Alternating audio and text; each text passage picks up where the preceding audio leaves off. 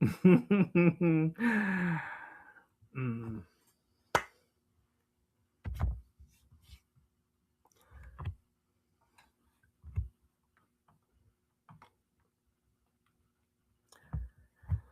300 episodes. 300 episodes. 300 episodes. You had told me when this whole thing started that one day I'd be sitting here recording episode 300. I probably would laugh and ask, who the hell's going to listen to me talk about stuff that many episodes?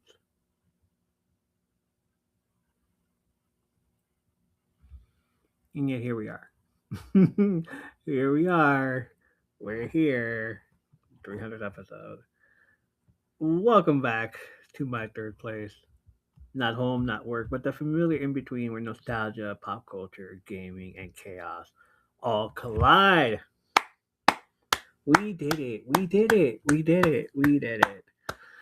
300 episodes. Welcome to another episode of M3P Podcast, the third place for live hangout where nostalgia, pop culture, gaming, and chaos all collide. What we do on the show is reminisce about everything from the 80s, 90s, and early 2000s for movies, TV shows, comics, wrestling, our hobbies, which include and not limited to Pokemon, Marvel Rivals gaming, collecting, physical media, TikTok, and internet culture.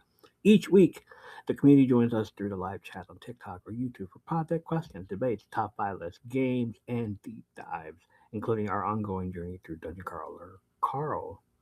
It's less like a formal podcast and more like pulling up a chair in a room full of your friends and sharing stories, laughing, and remembering the things that made us who we are. Welcome to your third place. This is episode 300. I spent a lot of time wondering what this episode should be. Should be a should it be a giant retrospective? Should it be a greatest hits episode? Should it be a countdown of favorite moments? Should it be massive celebration? And then I realized something. The best way to celebrate this podcast is talk about something I genuinely love. Something that has completely taken over my reading time, my live stream, my conversations, and probably a concerning amount of free thought lately. Dungeon Crawler Carl. Uh, of all the things I've talked about on this podcast over the years, movies, wrestling, comics, game, nostalgia, television, collectibles, internet rabbit holes, theories. What else? What else? What else? Diabetes, mental health, gaming. I said gaming. Yay! Thank you for the confetti. This book series has become one of the biggest community experiences we've ever shared. And tonight we're diving into book three. The theories, the moments, the characters, the insanity, the emotional damage, emotional damage. The things that made me laugh, the things that made me stop and say, "What in the hell just happened? No way, did that really happen? What just happened? Oh my god, what?" Did you guys hear what the words that came out of my mouth right now? Because I don't understand what came out of my mouth. It's late. So if you've been following along with the read throughs, you already know exactly what the kind of energy we're bringing tonight. Um, that big energy. What was the last time I talked about a book? The book, like book two, was like 2 episodes ago, and like something happened in the not even in the middle towards chapter out of the 35 chapters, something happened between chapters 22 to 24 that shocked me, and I said, and I even said it like we should. I'm gonna do a halfway point. Um, you know, where I should talk about the book before I forget everything, and that ended up not happening because I kept on going. I kept on reading it, and so you know what? Not even okay. 2/3 of the book, 2/3 of the book. Is that where we're going? Yeah, let's go with that.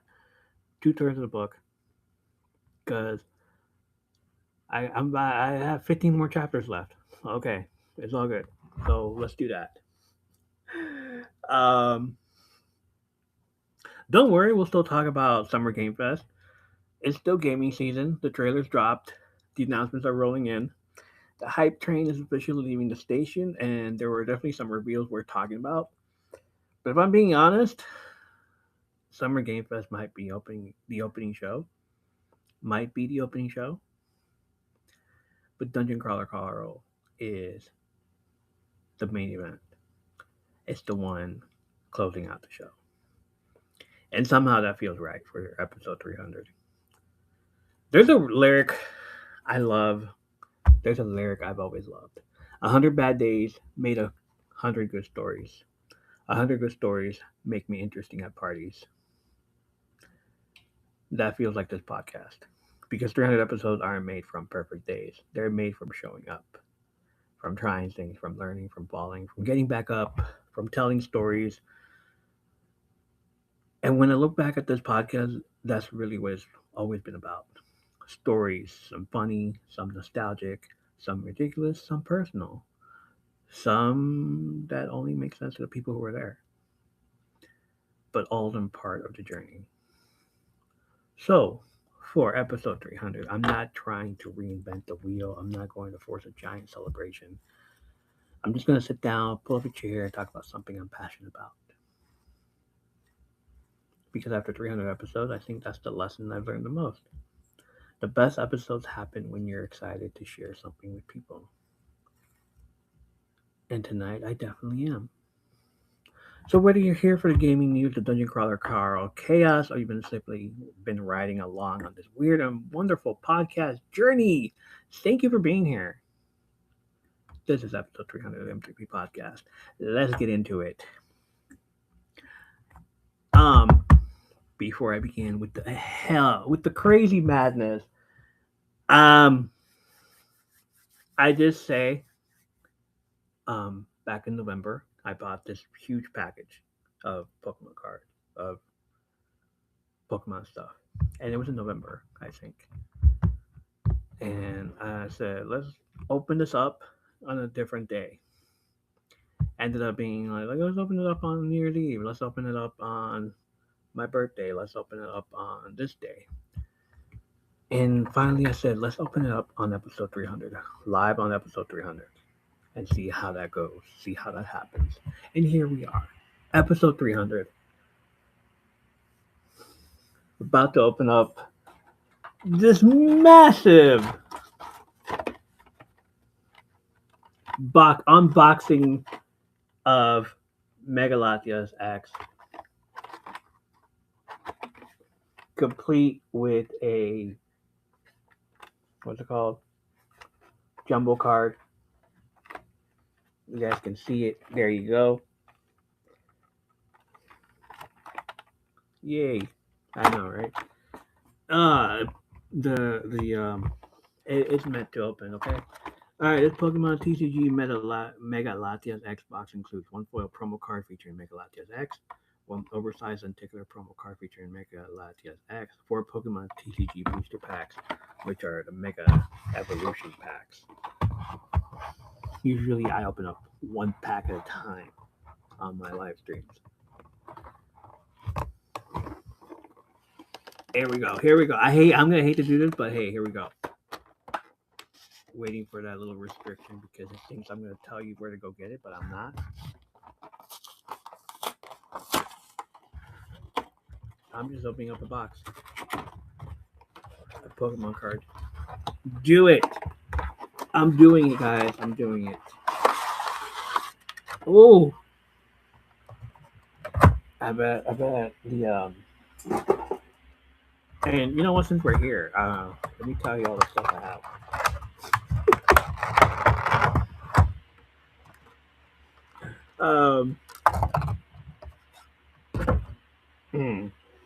Here we go. Mega Latias X. It's freaking beautiful. It's a promo card. Here's the promo card. It's gonna go on this one right here. Hell yeah. It's gonna go on with the other promo card. Let's get rid of these boxes. And then we have the lovely Mega Latias X Jumbo card. In the no, the microwave.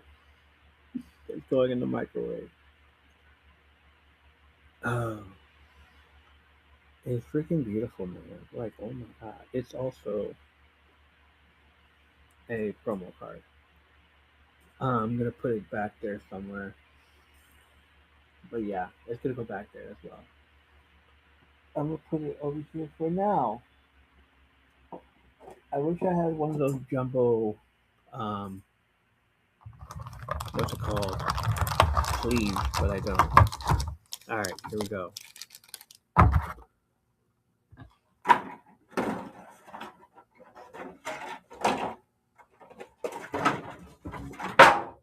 Oops, my bad. All right, sidebar story.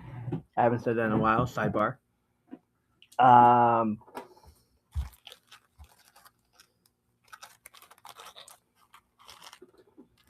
I got these.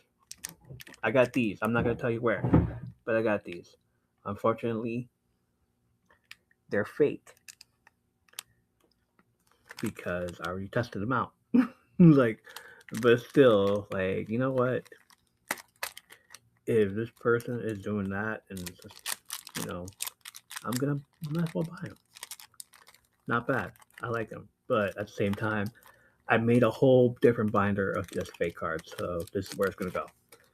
But for funsies, I'm gonna open one of these also, and because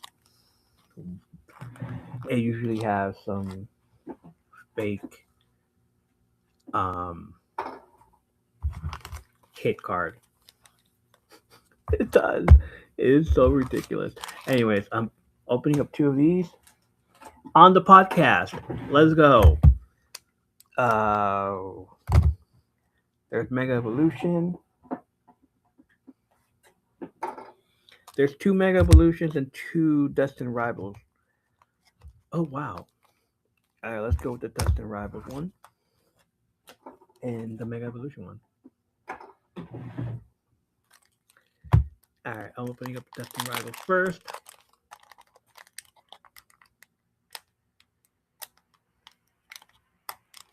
You guys ready for this?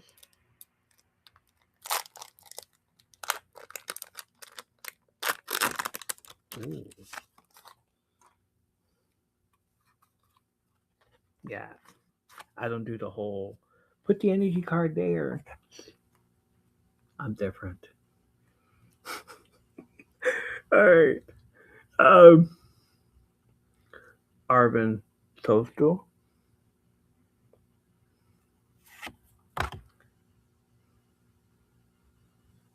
Coughing. Team Rocket's coughing. Smoliv.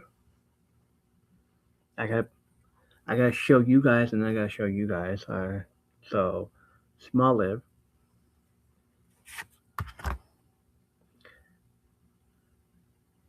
One of you is Mirrored, the other one isn't. Torchic. Torchic.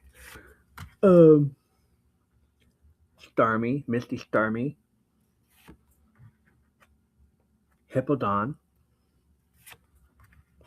Teal Mask Overpawn. What is that? Oh, Ethan's Pincer. Y'all ready? Paragon Z. No way.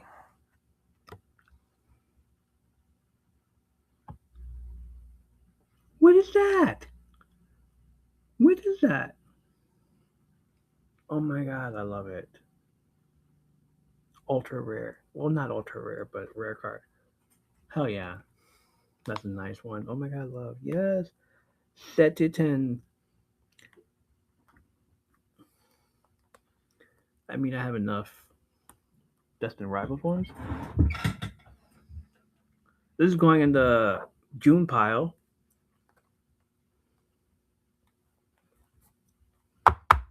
Because why not? Hell yeah. Alright, cool. Here we go.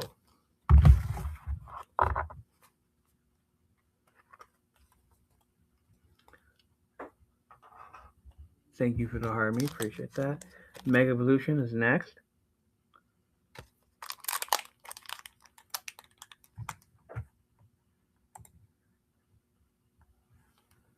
I'm over here looking at YouTube to see if I get any comments. It's fine. It's fine.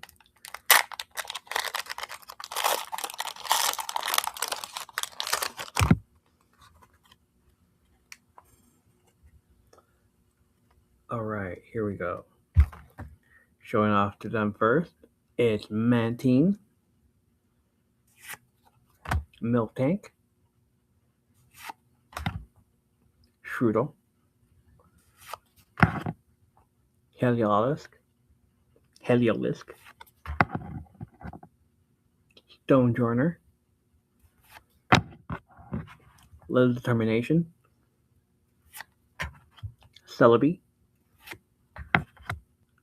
Goldango. Mega. This is Mega. Shiny Goldango. Shiny Dialga. Alright, here we go. Mega Lucario X. Fall off the porch. How'd you fall off the porch, man? Alright, awesome. I love it.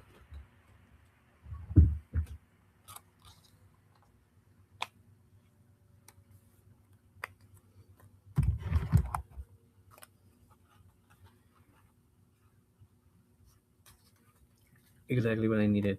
Exactly what I needed today. This is all cool. I love it. I'm gonna put him right here. And then, as I said before, I'm opening up one of those fake cards from somewhere. Just because it'd be funny as hell to open up fake cards on stream.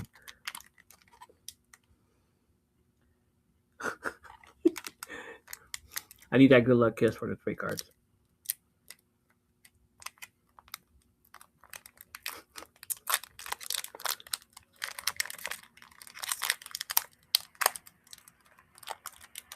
Alright, here we go. Thank you. Appreciate that. I love it. Let's see what kind of fake news they have today. Galvantula, Joltik, yes, Emolga. Ooh, just yellow cards? Zebstrika. Okay. I want my $2 back. Flappy. Oh, goodness. Oh, hey, that's a tentacle.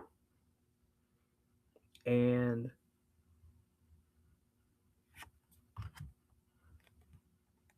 what is that? What is that? Oh my god, what is that? What is that? What is that? Look what I got, guys. Oh my god. Ah! Imagine me crying about this because it'd be so cool. If it was real. I hate that they're fake.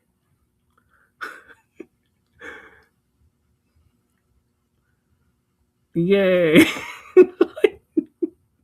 I love it. I love it. I love it. Yeah. And Venusaur X. I wish this was real. I gotta go buy it. Go buy the stuff. Extra glossy too. And ew. That's disgusting. Alright. Okay. That's enough. That's enough. You know where I'm putting this at? Is disgusting. Alright. Have a great night. Be safe.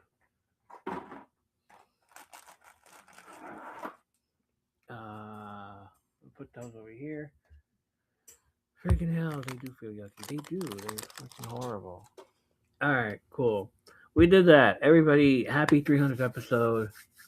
I did what I set out to do. I was gonna open up some unboxing of the stuff that I wanted to do. So hell yeah, I'm all excited. I got two more stuff to do. Okay, so that's fun. That was fun. That was fun. How are we? I'm doing good. Celebrating the episode 300, of course. Everybody on here. Um, cheers to that. Cheers to many more. And hopefully we do more stuff on here pretty soon.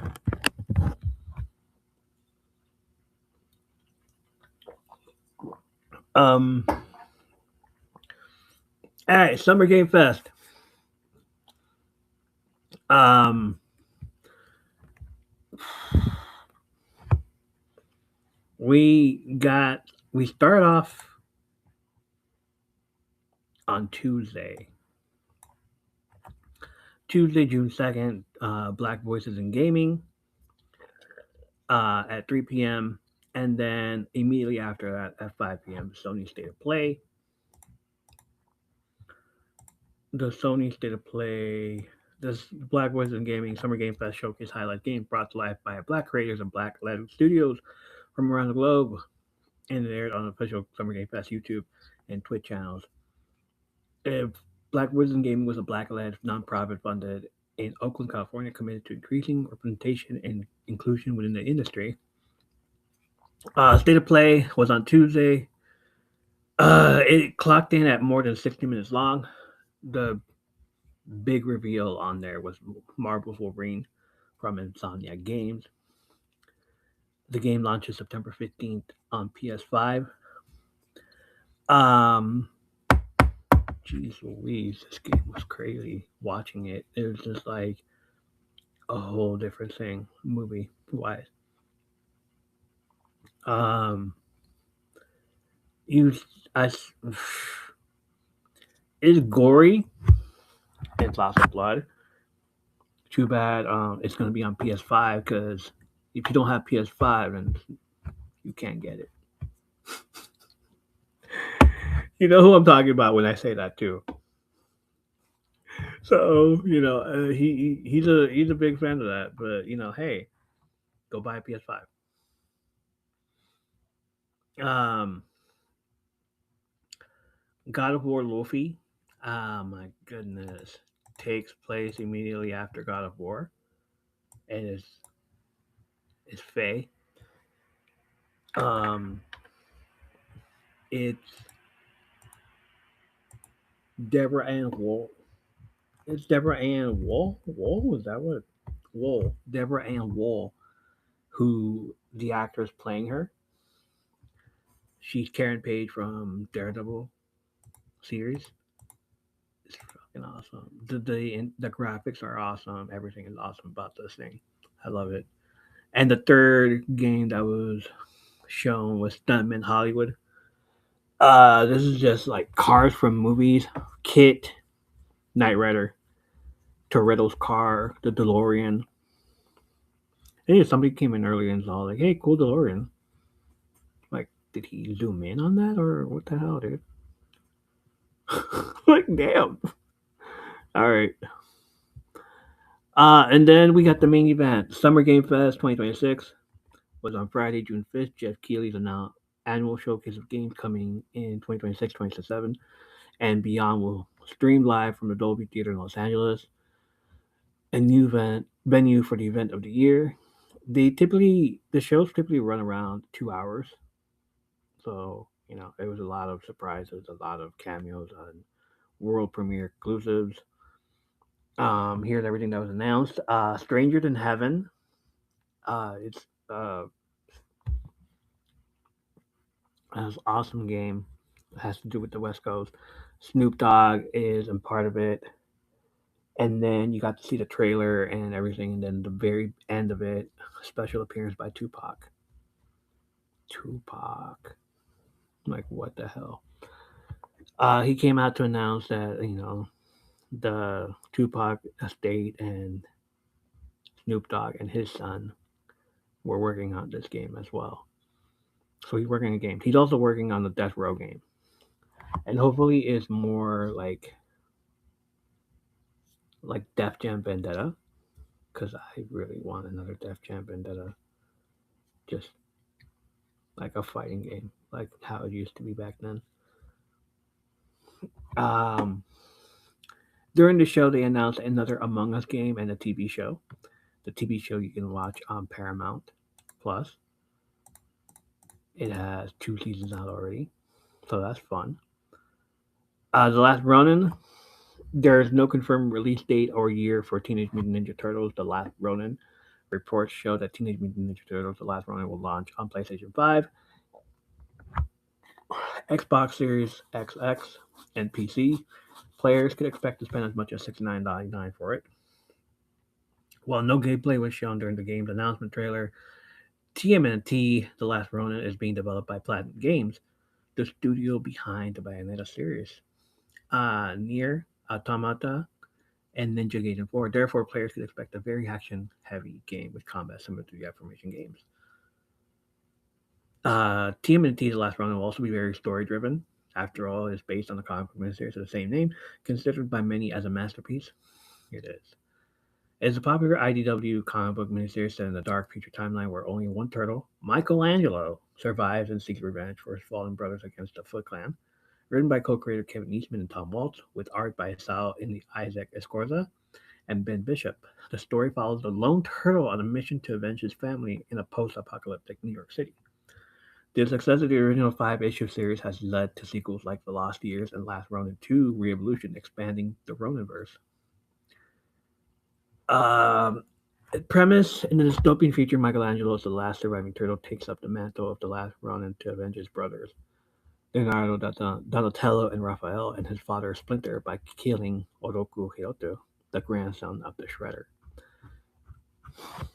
Um, did Shredder adopt, or did he have relationship with a woman? Damn. Creative team based on a story by Kevin Eastman and Peter Laird, with script by Tom Waltz and art by Isao and Isaac Corza, Ben Bishop and Eastman himself. A much darker, more mature, and tragic take on the TMNT universe, focusing on loneliness and vengeance. It features a greedy, dark aesthetic with flashbacks often drawn the classic style of the original comics to contrast with the bleak future. The original series spawned a prequel, The Lost Years, and the sequel, Last Ronin 2 Re-Evolution, which are collected in a box set with the original. And then the other one was the other one for Street Fighter 6, new DLC teaming up with Final Fantasy. We're gonna get Tifa from Final Fantasy 7, Arjun, Bosch, and Yasmin. So like I already have Street Fighter 6, I just need to re-download it because you know once I finish playing a game, I just like delete it off my thing. Um, but hell yeah. And then we got Final Fantasy 7, uh, which should be a great game. I haven't played the other ones, but like I know about it. So yeah, those are the games that are coming out. There are more as well for the entire week. Shack News E4 Indie Showcase was on Wednesday, June 3rd. Latin American Game Showcase Thursday, June 4th. Uh, Women Led Game Showcase, Accessibility Summer Showcase, and then Day of the Dead immediately following Summer Game Fest. And then today, Wholesome Direct, Story Rich Showcase, Future Games Showcase, and Gaming Pride Parade, which started at noon and ended up being like around 3 or 4. This tomorrow is the Xbox Game Showcase Sunday and the PC Gaming Showcase. I'm still gonna watch them, but it's not like I'm gonna be interested in them because I don't have those. So yeah, that's gonna be fun to do. So yeah, for real. What else?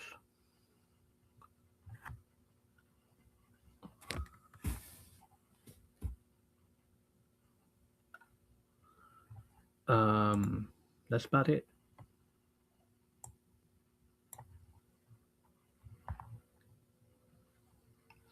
All right. Dungeon Crawler Carl, Book 3. Y'all ready for this stuff?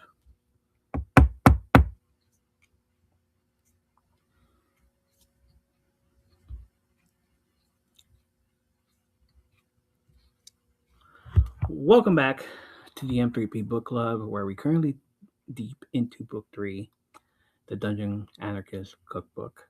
And I need to stop for a second because there are still 15 chapters left to read. But I feel like I've already experienced an entire season of television. This isn't a full review because I'm not done with the book yet.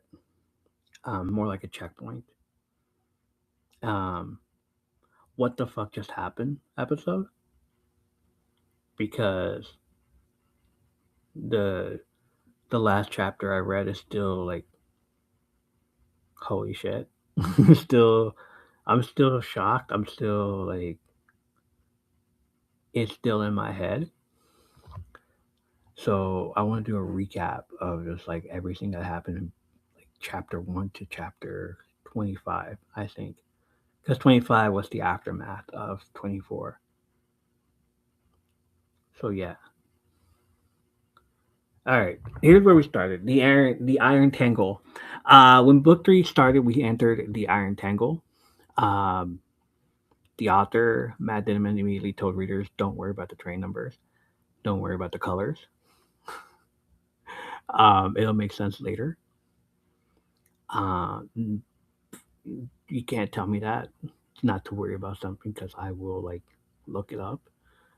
The problem with that is that the more he tells people not to worry about certain things, the more people will do them anyways. And the fact that numbers started appearing throughout the book that had nothing to do with the station. Like there were some station numbers, but then there were prime numbers, and then there were metrics, and then there were measurements, like train routes, and then there were numbers, and then there were numbers written out. Like for some reason, he said two, and then he said two TWO for something else. And I'm just like, why is he doing this? Um, like he'll spell it out instead of writing numerically, or he'll write numerically instead of doing that. It's like he gaslit us all into doing this. I truly feel like he tries to make you feel crazy. It doesn't make sense. It doesn't make sense. He told us ignore the numbers. Meanwhile, I'm racking my brain. Like, what does it mean? What does it mean? Like, what does it all mean? Freaking, what's his face from Nightmare Before Christmas? What does it mean? What does it mean? My brain was trying to build a transit map. I was like thinking about making the transit map on the calendar, just like doing all kinds of stuff. Like, all right, here we started here, we're going here, we're going every number one, every station that ends in one is the um the Desperado Club. Every station, every prime number is something different.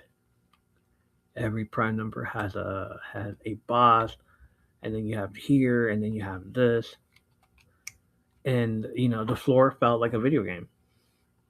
The train fights immediately reminded me of Scott Pilgrim vs. the World final fight with the train in New York, Teenage Mutant Ninja Turtles, the train in New York fight. All these fights, all the stations, all the subway stations. It's just like these guys are fighting in the subway. These guys are fighting in the train. And at one point, the what is it called? The baddies of the chapter, baddies of the chapter, the evil ghouls of the chapter, whatever they are, the baddies of the chapter, the villains of the chapter, mm, the daily villains, which wouldn't get out of the train. They can't get out of the train because it's forbidden for them to get out of the train. So at one point, Carl, Donut, and Katya would just spend the entire time just shooting at them from behind the tracks. And they figure it's like, all right, we're not going to level up like this, so we got to go into the trains and do all kinds of stuff. And so they did. They're moving from station to station. They're jumping between trains, fighting enemies in tight corridors, getting swarmed, trying to survive. At first, I thought this floor was becoming more video games than television show, and I still think it is. It's still, still that. But now it feels like both. It's a giant MMO dungeon being broadcast like reality TV, and I said this a couple times already that it feels like a reality show because I saw Survivor, Big Brother, The Challenge, all that stuff, and I was just like, the only thing they're missing are confessionals, but Carl narrating the book is a confessional itself. But at the same time, he's like you can't count on him, you know. Um, they're all mixed together. The Odette show, everything that she does feels like the after show. We went from uh, mental health, Carl feeling like shit after the second book because he was wrapped in toilet paper and like sitting in the bathroom by himself and just like taking it all in to now it's like all right, let's deal with uh, the fourth floor now. Let's deal with this. But everything about that show feels like the after show, and she's asking him all these questions like, "How do you feel now?" And he's all like, "Fuck this bullshit. I'm already done with it." Those interviews though, they feel like confessionals. That's where it feels like. Um, the recaps are crazy. The audience constantly judges contestants. If they don't like you, they'll turn on you, which brings us to Katya. At the start of the season, the start of the show, the start of the the floor, Odette was telling, or Odette or one of them was messaging, sidebarring with Carl and Donut, him, telling them both to get rid of Katya because she's boring. The audience is starting to lose interest of her, and you know, it came from the audience thinks Katya is boring, not evil, not incompetent, just boring. She doesn't bring anything to the table.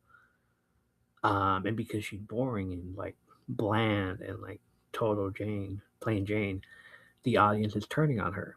They want her gone. They want to cancel her, and that feels realistic. Like we've seen stuff happen where like if people don't like you, don't like you don't have a catchphrase, you don't bring nothing to the table, and then they start turning on you. It's like get rid of this person. It's not. Um,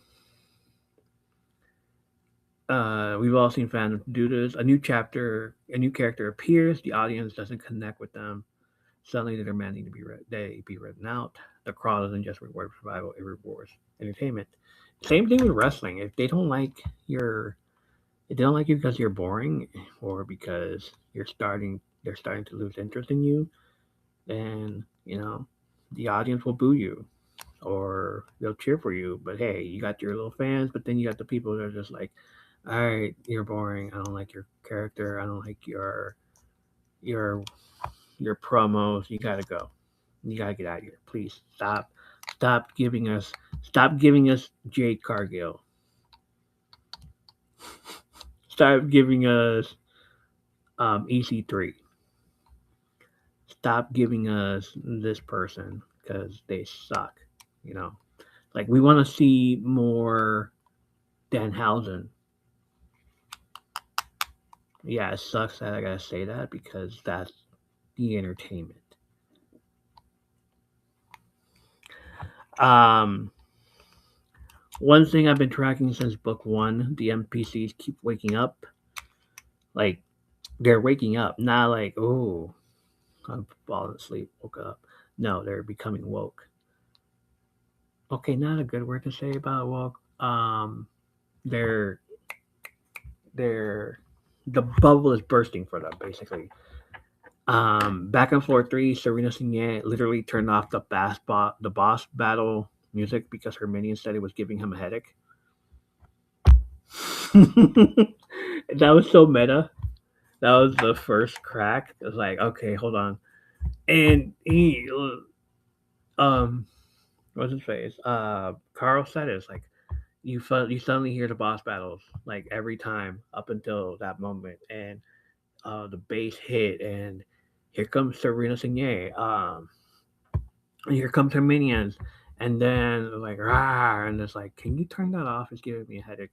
And Serena's like, yeah, I don't know why they turn it on all the time, and so she turns it off.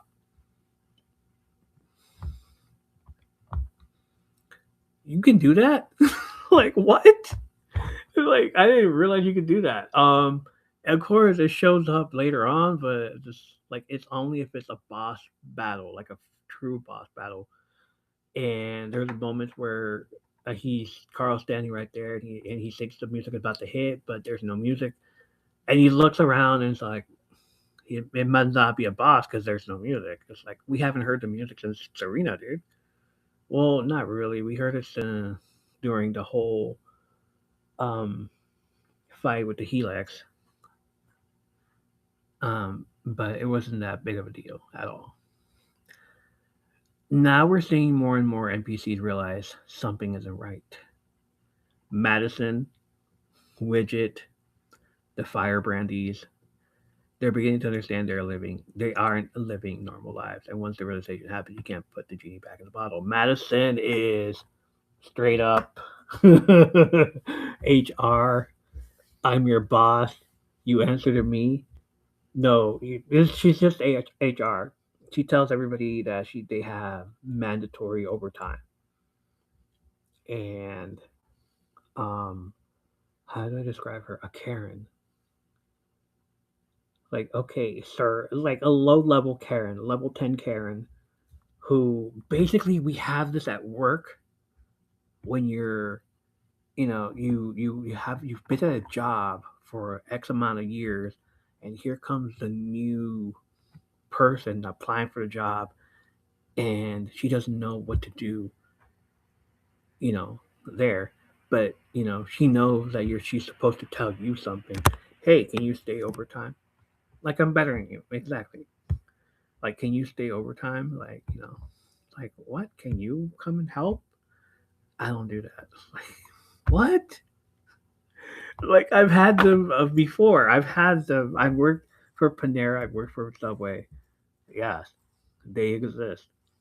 Where they think they're like, I've worked here longer than you, but at the same time, she gets more money than me because she's either fucking the boss or like kissing his ass.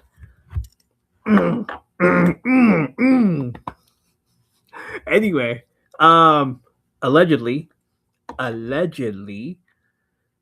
So, so, um, trying to focus. Here we go. Here we go. So, um, so she thinks she can say like, "Hey, can you stay overtime?" If she can't, then she like gaslights you and makes you feel bad about it. And it's like, but you need the money, don't you? It's like, oh shit, shut the fuck up. You have to work overtime. You have to work overtime. And everybody that says yes, they have to, it's mandatory. And she that's her and her saying that entire time. I'm with HR. My only job is to tell people that they have to work mandatory overtime. It's mandatory, and that's what she says. She's such a Karen. She tells Carl's like, "You, what are you doing here? Go somewhere else." And then she meets up with a Firebrandy. I'm saying a Firebrandy because there's so many Firebrandys. These 1950s Leanna said the nursing home was the worst for that. Eventually, it was like, nah, I'm good. Exactly, exactly. And once I got to the casino, it felt better. It was like there was one time where just one person came from HR and told me about stuff that I had to do. It was like, my boss is over there, bro. Like, no, go away, go away. I answered my boss. I don't, and the same thing happened here, where Fire Brandy's all like, "You can't fire me. You're not my boss." And she's all like, "Yes, I can. I'm HR, and if you don't do this, then you're fired." Like, um, you have the foot. You don't have the boot, right? Is that what she said? Yeah. And I said a Fire Brandy because there's so many of them.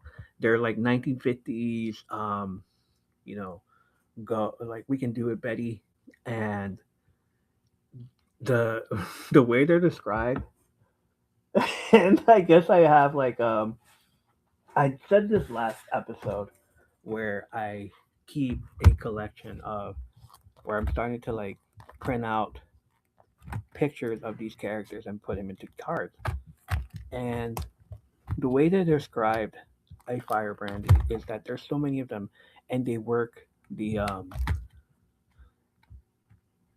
the train. They're conducting the train. Do I have her? Somebody help! That's all I did.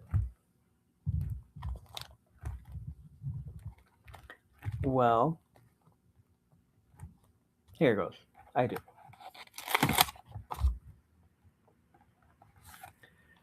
So these chicks, there's so many of them, and they're all over the trains, and they they're pregnant. All of them. They're pregnant, and the way they're described is that every 5 minutes they have a baby. Sometimes they will have as many as 1,800 babies in the span of 30 hours. So every 5 minutes they have a baby. Those babies, if are either here, they're alive, or if they're dead, she uses those babies to put them in the fire so the engine could go. That's fucking hell. Like, fucking hell. I'm telling you, this book is crazy. I love it. I love this book. So if there's at least 37 to 48 firebrandies conducting this train, being working the train, and there's 18,000 babies coming out of this firebrandy. And again, the number system keeps coming up. And this is why everybody was confused. Like, all right, so we're what? Sacrificing their babies? They're dead babies. Sacrificing their dead babies. Not they're not alive. Like sometimes our yeah. There's a widget. Widget was this New Orleans Nola character who married and invited Chunky Donut to dinner, and Donut's like, "Did you just call me fat? What are you doing?" And he's all like, like, "Yeah, just I want to take you out. I was like, I want to do this. I want to do this with you." He was a hard read. He was a hard read. I want to do this with you, and I want to do that with you. And she's all like, "Huh?" And Carl's just like, "Wait, what?" And he said, just like I want to take you out, bring you out to dinner with my wife. And she's all like, "You have a wife? Like she won't mind, huh?" Like this poly, this poly relationship between a goblin and a cat and a third goblin, and the cat is just like, "What is going on?" And Carl's just like, "Can you get away from my kid?" And he's all like, "I have tuna, you know, And she's all interested now. And she's like, "You have fish? Let's go. Let's do that. You should have fucking started with that. You should have brought that up first. Let's go." And his job was to like, he has a big ass wrench coming out on his side, and his job was to like work the trains and everything. And then while that was happening, there was a big ass fight outside with zombies, and he's all falling in love with Donut. Donut's falling back in love with him, and she's all interested. She wasn't falling back in love with him. She's all interested, and he's just like, "Yeah, let's do it. I'm down. Let's go." And she's all like, "Okay." Like, this is where I parked my car, ma'am. Excuse me, sir. Excuse me. Excuse me. I'm a cat. I'm a princess. You know, huh? And he's all like, "Ooh, you sure are, Miss Chunk." I like him big. I'm like, oh my god, it is outrageous. Um, and she's all just like flabbergasted at the same time, interested. And then he's all like, "Tell you what, meet me out here as soon as we're done with all this, and we can go out." And then a fucking zombie bites him in the head and rips him apart. God damn it, Donut. I'm like, whoa, whoa, what just happened? What just happened? Wow. Um, and that's part of why this is my favorite book, because it is so downright hilarious. The characters are different from the first and two books, first, one and two, but this is part of it. Um, I love everything about that. There were more characters too, and I'm pretty sure we're gonna talk about it on the full recap episode once I'm done with the book. But like these are just stuff that I want to talk about right now. Anarchist Cookbook, which is this thing right here, the Anarchist Cookbook, the red book, the Anarchist. He gets it from I think one of the prizes, one of the rewards, um, a fan box. It looks like a recipe book. It says it's an Anarchist Cookbook. Cook up goblin recipes and all that kinds of stuff. But it's one of the coolest concepts in the series. A hidden book passed between generations of crawlers. So 23 previous crawlers. He's number 24. They're all messages hidden in the margins. There are warnings. There are advice. There's history. And if he ever tells anybody about the book will delete itself, and it'll go to the next person. And it's like, you're. It's not true. We don't speak. Rule number one: we don't talk about Fight Club. Rule number one: we don't talk about the book at all. We don't talk about the Anarchist book. Um, so that's hilarious in itself. It's basically a secret guild handbook, a player created wiki, a resistance journal, all rolled into one. The moment Carl started reading it in secret felt like finding an endgame quest line hidden inside an RPG. He would usually go to the bathroom and read it because everybody's watching him. If he looks at it, nobody else can see what's inside the book at all. If he looks at it and just like stares at it for a long time, people are gonna get suspicious.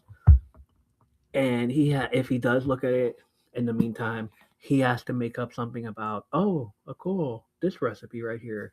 I'm gonna try it out tonight. Like wink, wink and shit. He can't tell anybody about it. Also, he can't tell Donut, so that's a big secret. Also, like he tells Donut everything, and the fact that he can't tell his partner that I have this book, and I finding out stuff from here. And the biggest thing that he got from here is the backpack, the bag for Katya, which gives her like, which she like puts it on, and like she gets a lot of metal out of it, and she starts growing and becoming Hulk Katya, Super Katya. Amazonian Katya, around there. Um, and like he does it because he wants to help her out. So like he's becoming a leader, and it's like the biggest change in the entire series. Book one, Carl, he survived. Book two, Carl, he protects Donut. Book three, Carl, he helps everybody. He wants to help everybody. He creates a giant crawler information network, basically a dungeon wide Discord server, because that's what it is. It's a Discord server. Every time you fist bump with someone in the club or anywhere at all, they become part of your network, of your um, mass messages and stuff. So he wants to talk to everybody. He wants to help build everybody up. He wants to bring everybody from here to the next floor. Like, why not? Like, I don't want to survive this on my own. I want to survive it with you. Um, Instead of hoarding information, he shares it. Instead of asking, how do I survive? He's asking, how do we all survive? And people follow him. He has friends. He has Imani. He has Elma Gibbs. He has um, Bautista, Katya, Jinloon. There's a lot of people there, and like they're listening to him, and he goes into the Desperado Club. He gets on one of the tables and tells everybody, "Hey, I need all your attention. I need us to fist bump each other. I need you guys to fist bump other people as well. I need you guys to be in this whole network, and we all can survive this together." And they all do, and they're like, "Oh, sure, why not? Okay, cool." And so there's this massive mass super group chat message, which ends up being a Discord server basically. And he's telling everybody, okay, hey, I need you guys to keep the conductor hats because they play a big part in the whole role at the very end. And some of them reply back with, yeah, we sold them all. How can I help you guys if you guys can't even fucking listen to me? Well, we didn't know. Like, I trying to tell you, man. So, you know, um, so there's that. The biggest twist so far of this book, man, for most of the book, we're gonna start off with with why. For most of the book, I didn't trust Katya at all.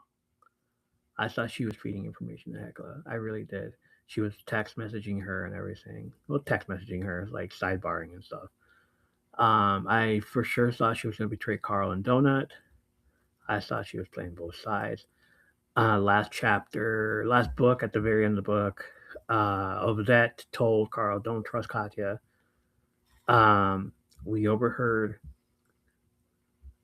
Hecla telling Katya that she wants Donut on her team, and Katya could be in your team as an inside girl to get information and stuff, and probably recruit Donut into the team. And we don't know why. Later, we find out that because Donut has the what's it called, the childhood actor class, that Mordecai comes with her as a manager. So Hecla wanted Donut because with Mordecai, so they have a manager and stuff. They're a cohesive unit, and she's a girl, of course. And either with Carl or not, we find out that it's not with Carl. Um, Chapters 22 to 24. If you haven't read this, spoiler warning, spoiler. The entire book is a spoiler. I don't know why you started listening to this episode. Uh, Chapters 22 to 24 happen and it completely flipped my perspective of Katya. The thing that shocked me wasn't that how Hecla betrayed them. The thing that shocked me was why. Um, Hecla spent so much time watching Carl on TV that she stopped seeing the real Carl. Every recap of Carl was him being unhinged, him acting crazy, him being psychotic and everything. And then we find out during this whole chapter 22 that Hecla's past, she's a therapist. She's a psychotherapist, and Eva's one of her. Eva Sigrid is one of the daughters. One of the, I don't even know what it's called. It's one of the daughters, one of her teammates, and so is Katya. And she has a group of women in her team, and we find out that she's been like analyzing Carl, but not this Carl, the real Carl that Katya sees. She's analyzing TV Carl, the edited version of Carl, the highlight reel Carl, the unhinged Carl, the one that everybody sees him as this crazy guy in boxer shorts yelling at the government. The guy yells laughing during combat. The guy everybody talks about. The guy talking to a cat. Um, what was it? I think it was past book where they are all on a show together, and he is just yelling at the government, saying like, or telling his people to like rise up and do all kinds of stuff, and he's all like, "I don't care, let's go, let's do it, whatever you guys want to do. Y'all think I'm crazy, let's fucking go." And she is sitting there like the entire time. Oh, interesting. Okay. We all saw it well, from the reader's perspective. Like she was falling for this dude. Like, oh my goodness, she is getting aroused by this. No, she was analyzing him.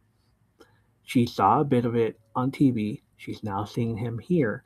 He was playing a part. He didn't know that she was analyzing. He didn't know that she was this person, crazy, therapist. You want to see crazy? Let's get crazy.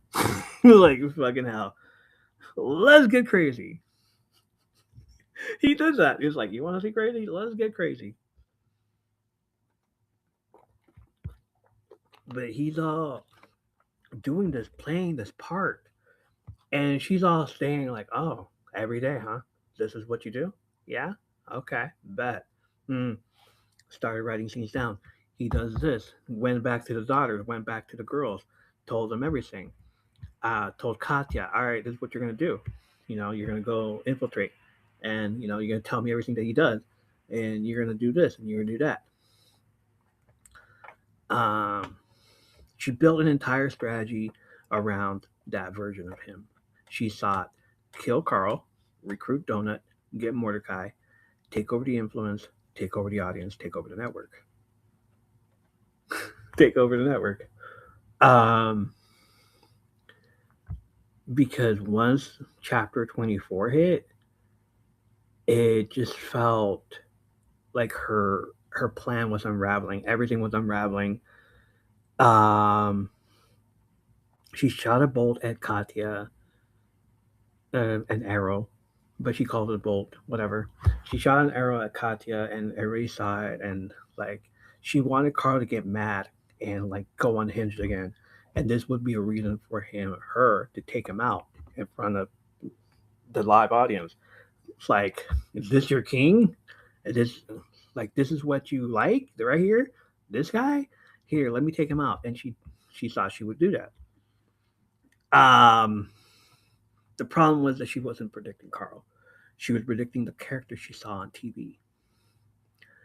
Donut had her moment too, as well. The moment that hit hardest wasn't what happened. It was Donut when she realizes what happened. When she calls Heckle out, she like she's yelling at Heckle. You can't just replace somebody, and you can't just replace her with a newer model. and stuff. And like that felt personal because we all thought she didn't know that she was getting replaced with a new cat, with Beatrice. Beatrice, because Carl said it last book. Like he didn't want to tell her, hey, you're getting replaced by a new cat. And we find out here from lots of back fucking I hate her already. I don't want to talk about her, but we're gonna talk about her. We'll probably talk about her on the final on the episode where we do talk about the whole book. But Beatrice Donut makes jokes throughout the entire book about, hey, Carl, when you were out doing stuff, Miss Beatrice would bring in men and she would do things with them. One of them was a dancer. He would always wear your socks on his thing and twirl it around like a helicopter. And he'd be like, excuse me, what? Like, what? Huh? And then Carl would have like flashbacks of her as well, of her and him talking about the cat. I was like, why would you do this? Why would you want this? Like, and she'd be like, yeah, Menace. Yes, yes. Um, she cheated on him. She cheated on him with 3 different guys, 4 different guys now. Um, but they would have an argument about Donut and like about having an argument about your kid. But they would have an argument about Donut, and she'd be like, "You don't even like her. Why are you so worried about it?" Because not right. It's not the right thing to do. And she'd be like, I just won't. I'm just gonna get a newer one. I'm gonna give Donut to my mom, and my mom will just sell her. Yeah, this is the recap. That's why I'm like telling you now. This is the recap.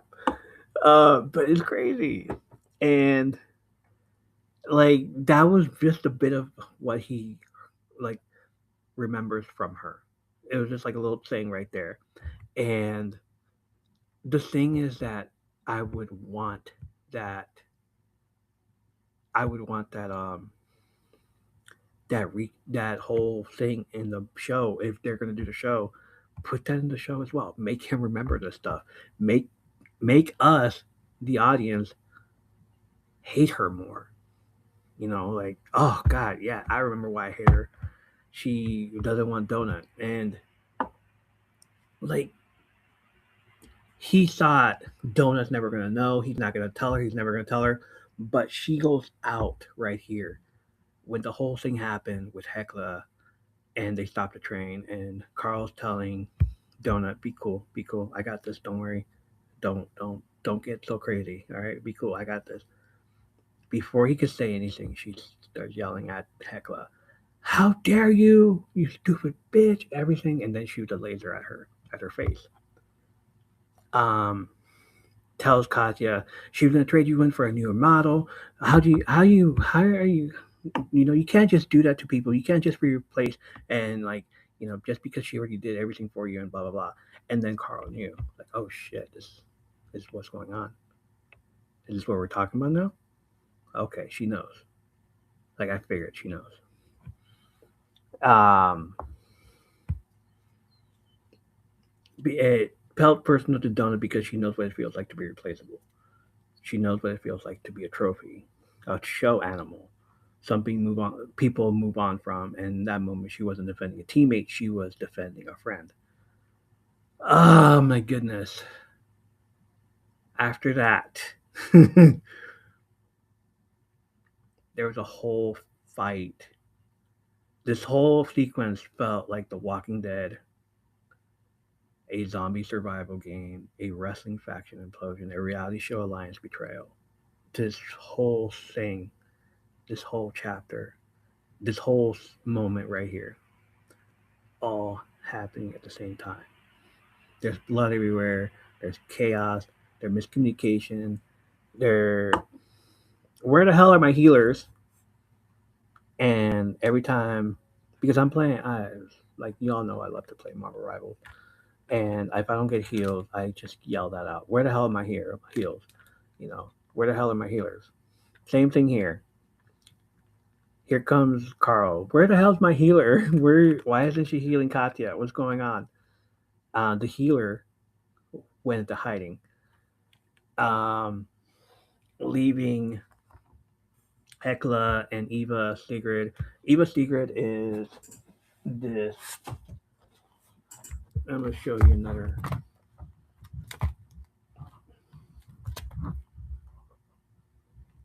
Is this snake viper? That's her. That's Eva Sigrid, and she's the second in command to Hecla's group. Like she will do the dirty work, basically. So it's like she's ready to jump pounce on Carl and everything as soon as Hecla says so. But Katya comes through, and we find out that Hecla was betraying Katya, and she was shooting her with an arrow. So Carl can get mad and all that stuff. And it gave her amnesia for a little bit, but then she came through. She woke up and she saw everybody just fighting. And um, hey, what's her face? Eva is trying to tell her, listen to us, go get out of the train and let us talk, let the grown people talk. And Katya is all like, no, these are my friends. Why would you do that to them? What's going on? I don't know what happened. And why are you telling me this?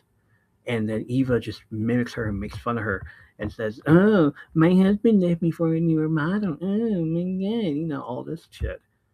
And it pisses Katya so off so much that she does this ability. And the way Matt Ditterman, I've heard everybody says, like, I don't like the way he described this. It's like, no, it's a slow burn. It takes a long while to get to the punchline, and it's worth it. But at the same time, I get it, but it's worth it. He explains the backstory of this ability that Katya was trying to learn this ability called um, Rush.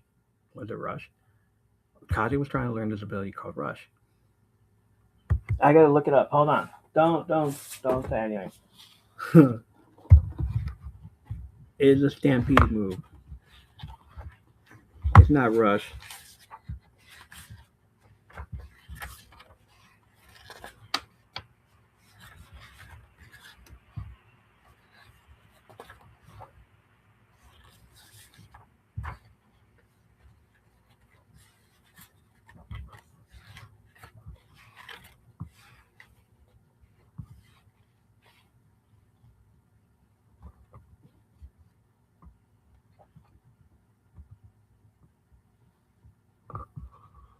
Yeah, it's called Rush.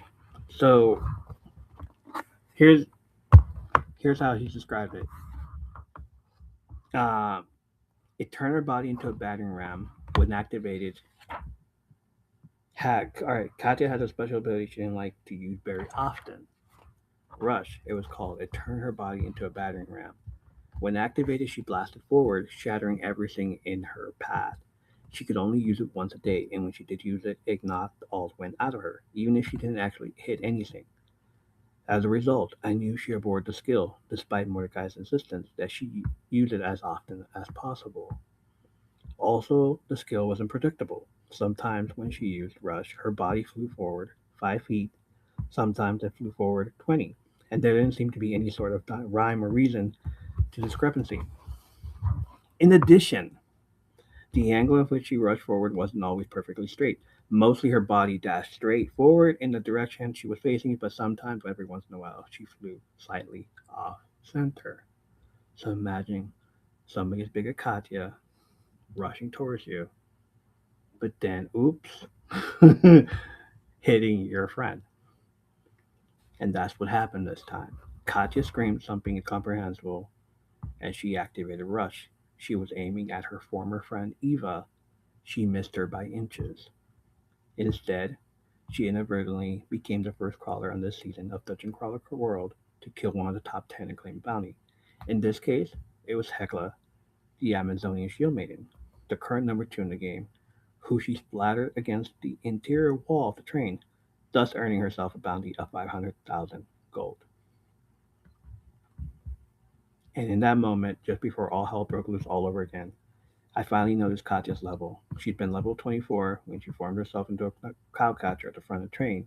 When she fell back from the wall, skull forming over her head, a special golden skull, I saw that she was now level 37. That whole thing to get to that part felt like a freaking burn, like a slow burn. I don't care what anybody says. Oh my god, he took too long to get there. With good fucking reason. It's a book, okay? Like, you want him to just say, and in that moment, she rushed and she killed Hekla, and bam, that's it. No, we get to about everything that happened in the past. Like, all right, the TV show is going to go like this. We get to know about Rush for one little single moment. That's it. Never to be said again. Okay. This scene right here, they start arguing. She says something incomprehensible. She says Rush, and we see a slow motion of it. Aiming at Eva, but going towards there and hits Hecla and splatters her against the wall. I already seen memes of this moment, and when that moment happened, and everybody's all like talking about it, it's on all over the place. It's called Pancake Day. A big ass pancake with Hecla's face. Happy National Pancake Day, everybody. Um, pancakes for you and for me. So I love that Matt Didderman slowed it down. All right, everything's happening. Here's what you get to know now. Calm down. And the way Jeff Hayes described it too, slowly in audio form. If you want to hear the audiobook, listen to the audiobook also. He describes it very slowly. Here, the same thing. You can't wait to get to the end, but still, like, all right, what happens? Oh my God, Hecla's dead. She died. Hecla's gone. Um, the ultimate insult though was everybody just fighting again because their leader is dead, and then Donut turns her into a zombie. She reanimates the body and then triplicates her, making a statement like, "Whoop," and then fights off with everybody else. And then we learn from one of the fairies. The fairy that's supposed to heal Katya but didn't. That she was supposed. Carl was supposed to get mad, go after her, go after the fairy, and then the two daughters of the fairy were going to be coming down and saving the girl, and then or killing Carl, and then Hecla would have Donut and Mordecai. And basically, what I said was she wanted everything he had. She wanted his leadership because he's a leader. She wanted his she wanted Donut. She wanted his manager. She wanted everything, and she was jealous of him. And we also learn from the fairy that because Hecla's dead, Eva is the second in line. She becomes the leader of the daughters now, and nobody likes Eva. None of the daughters like Eva at all. Um, After this was chapter 24. Chapter 25 felt like a let me drive home by myself, like having a driving all day long, road tripping and stuff, and then finally getting to the hotel and like showering off all the nasty stuff, a cool down, you know. Um, because you just went through all this stuff. You're going. You just had a whole bunch of blood on you, um, and what did I call it?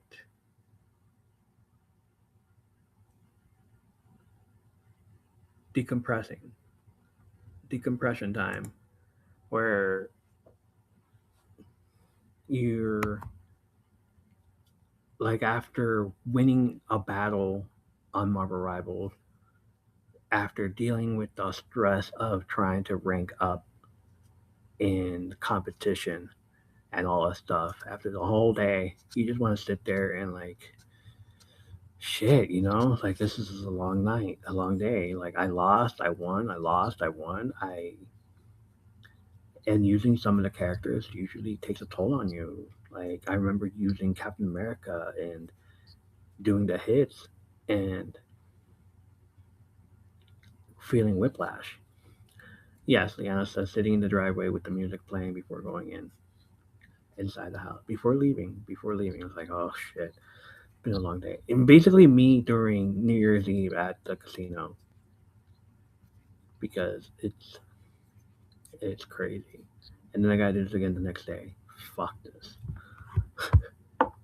That's what chapter 25 felt. They like opening gifts, all that stuff. They get rewards. They gotta like do it on the after during chapter 25. Like, all right, let's see what we got out of all this bullshit that we just did. Let's see what we end up getting.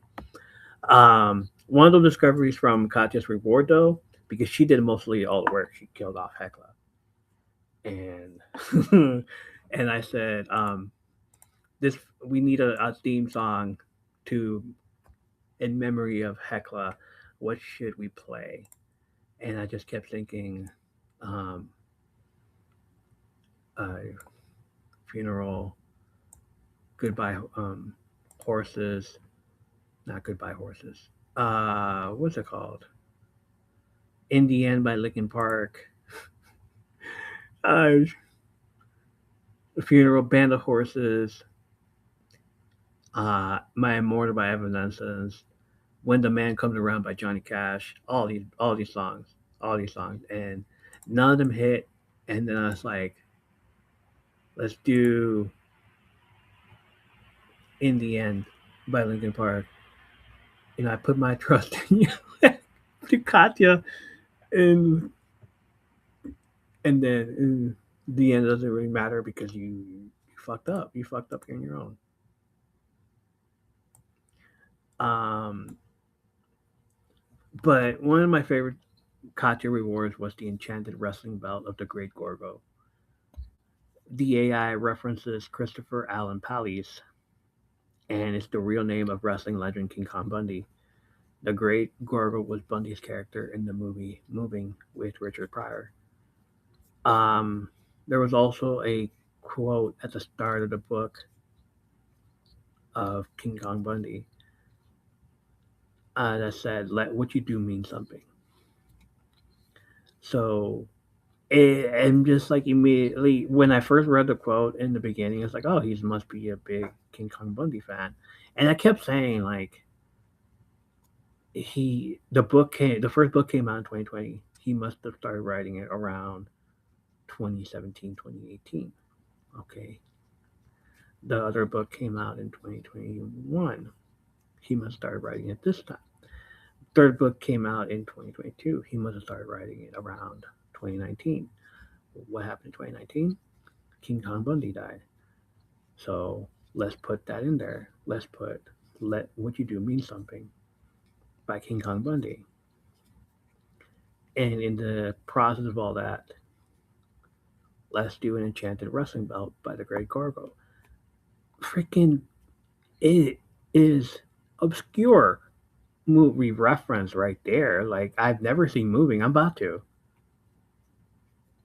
Like, and I'm convinced with the wrestling belt now that she gets that there's going to be much more wrestling talk in the near future, and I'm loving it. I love it. Um, so my current rankings for the books are now because of this scene alone. It shocked me. Like I wasn't shocked the first book or the second book. The third book shocked the foundation out of me. So my current rankings are now book three at number one, the Dungeon Anarchist Cookbook. Book one, Dungeon Crawler Carl, and book two, Carl's Doomsday Scenario. Um, book one taught me how the dungeon works. Book two taught me how dangerous the dungeon is. Book three is teaching me what the dungeon does to people. The floor isn't really about trains anymore. It's about leadership, manipulation, public perception, grief, loyalty, influence, systems. The monster is still dangerous, but more and more the real enemy feels like the machine behind the crawl. There's 15 chapters left to go, and I have no idea where the train is going, where the train is headed. But after Hecla's death, after Hecla died, we're all in. I'm all in. I am just like this. The book one was like, yeah, hell yeah. Uh, um, should we go back to who decided to tell me about the book? Let's go back to who decided to tell me about the book. All right, this girl came into the live, told me, "Hey, Dungeon Crawler Carl, you look like you would love that book." All right, cool. Let me read it. Let me go watch. Or let me see what it's about. Oh, okay. Let me go grab the first book. Grab the first book. Read it on live. Read it on stream. You guys love it. Oh, hell yeah! This is so cool. It's like the AI has a foot fetish. What? Okay, keep going. Book two felt like if book one was a tutorial. Book two felt like all the horror games we've ever faced, we've ever done, the gamers. Dead by Daylight, uh, um, what the hell, Slender Man, every horror game you've ever played, Until Dawn, all of them, um, Walking Dead, all those monster stuff. Great. Book three feels like every 16-bit, 8-bit fighting, side scrolling on the train, all that stuff. And then we saw death in book two. This okay, but a death this big from the number two person and the number two person on the leaderboard. Oh shit! Oh my god! What? She's supposed to be at Wonder Woman. She's supposed to be Amazonian princess. She's supposed to be this Amazonian maiden. And damn, she dead? She dead dead? What? That's crazy. That is insane. How could you? I guess. You know? Oh my god. Um if wanted to ask do some questions and answers on here. At what point did Carl stop being just a survivor and became a leader? Uh he built a network. He built a network. He built a Discord server and just like started helping people, told people what to do, told people where to go, what to take in. Um like a game through guide. Like, all right, you're supposed to keep two keys and a conductor hat. If you don't listen to that, then that's on you because those people that sold their conductor hats, that's on you guys. Um, is Carl fighting the dungeon trying to fix it? He's fighting the dungeon with everybody. Uh, Part of the freaking thing in the book too. Donut died and came back. But she has a skull next to her name now. She killed a person, a crawler, and she started as a comic relief. Now she's negotiating, leading, protecting friends, dealing with trauma, dealing with a lot of trauma. with Bia, and so is Carl. But she's making fun of him because he dated her. She's all like, "That's my person." Well, now Carl's your person. Carl understands systems, don't understand emotions. Ooh. What is Donut actually scared of? Being abandoned, being forgotten, being replaced, being no longer useful. And that is what they were trying to say. And the fact that Madison, the HR lady, and when they met her, and Donut was like, now I remember what this lady reminds me of, be his mom, because she's such a Karen. Um, there was also other people's backstories as well. Katya, um, she was a university professor, and her husband cheated on her, but she was also going to adopt. We hear that from Brandy, real the Brandy thing, one of the Brandies. Like, oh, I have so many kids right now, blah blah blah. What about you guys? Like, Donut, do you have children? Like, yeah, Mongo. And then Katya, what about you? Oh, no, I was going to adopt though, but then you guys happened. Thanks a lot. She had a husband and she was going to adopt, and I'm just like, that is fucked up. Was Katya loyal to Heckler, dependent on Heckler? She was very loyal. She wanted shit. Where is it? She wanted she wanted to be seen, right? Is that what we said about this? She wanted to be included.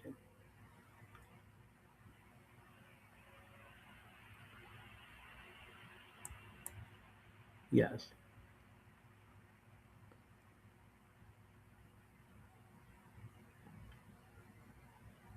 The leaderboard, the why this chapter works, your rankings, Daniel Carl.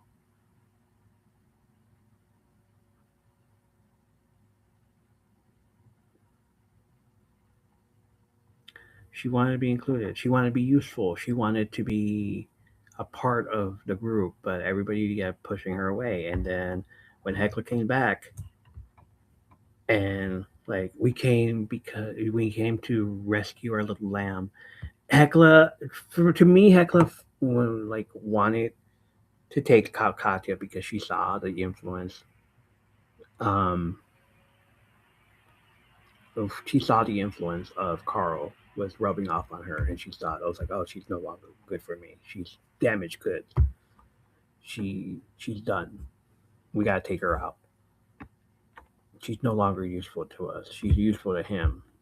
She's listening to everything he's saying, and she's crying every time he talks to her, and like she has feelings for him, and you can't have feelings for a man in herself.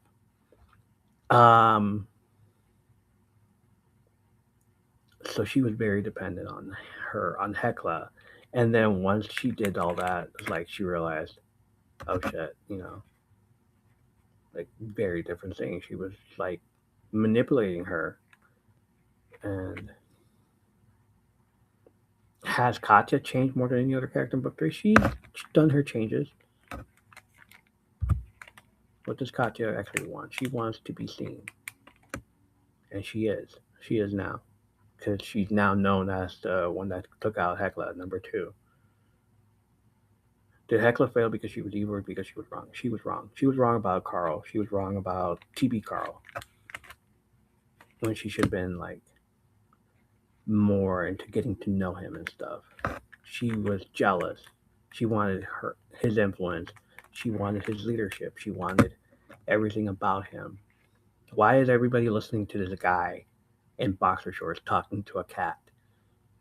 He's crazy.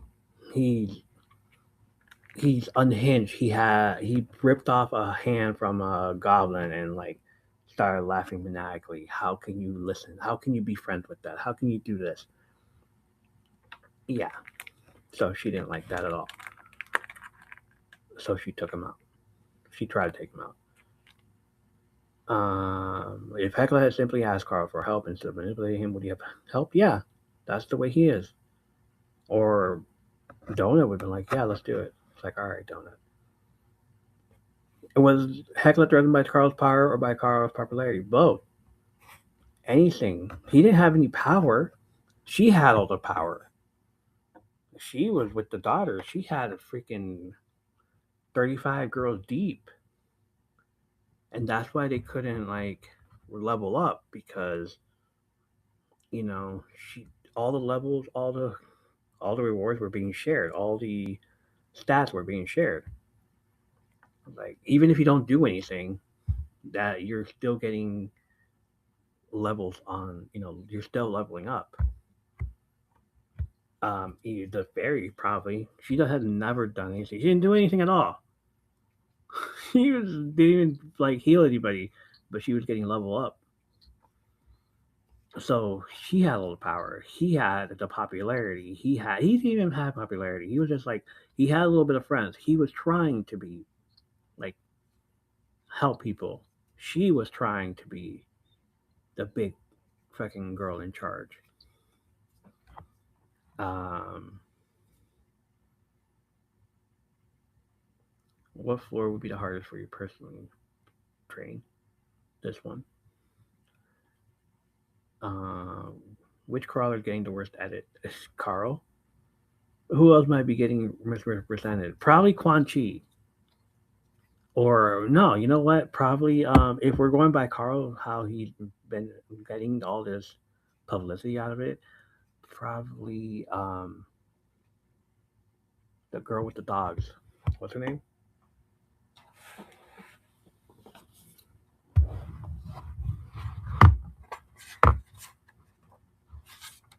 Lucia Mar. And like she's unhinged too.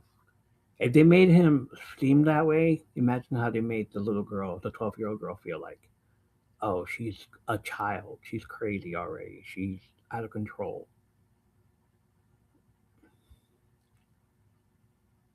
If you're watching this as a viewer instead of reading Carl's perspective, would you actually like Carl? I don't think I would. Like, because we're seeing the same thing everybody's doing. Like, but at the same time, oh shit, he's badass. Hell yeah, let's do that. Which crawler would currently be the fan favorite if Carl wasn't the main character? Uh, as a wrestling fan, Katya, Donut, Elma Gibbs, Batista. I don't think Batista yet. I haven't seen anything that he's done. Imani, yes. Hecla, most definitely. But at the same time, oh, we're turning on her. She's becoming a heel. But Katya would be like, oh, she's the underdog. Well, because I like rooting for underdogs. Like let's root for the underdog. Let's root for Katya. Poor Katya. Her backstory. Oh, poor Katya. She was gonna have adopt a donut. Would be there too. The top five: Donut, Katya, Hecla, Elma Gibbs, Imani, Batista. We haven't seen what Lucia Marg has done, Prepotente, or any of the other people have doing at all. We haven't had that pleasure of just meeting them yet. But yes, those guys. Um, is the audience responsible for what happened to the spectators? They're partly responsible because they're like, if we, they're either booing or cheering, and if you're booing, it's like, all right, we gotta do something about this person, Katya. We gotta do something about this person. Like, all right, let's get rid of them. It's cancel culture.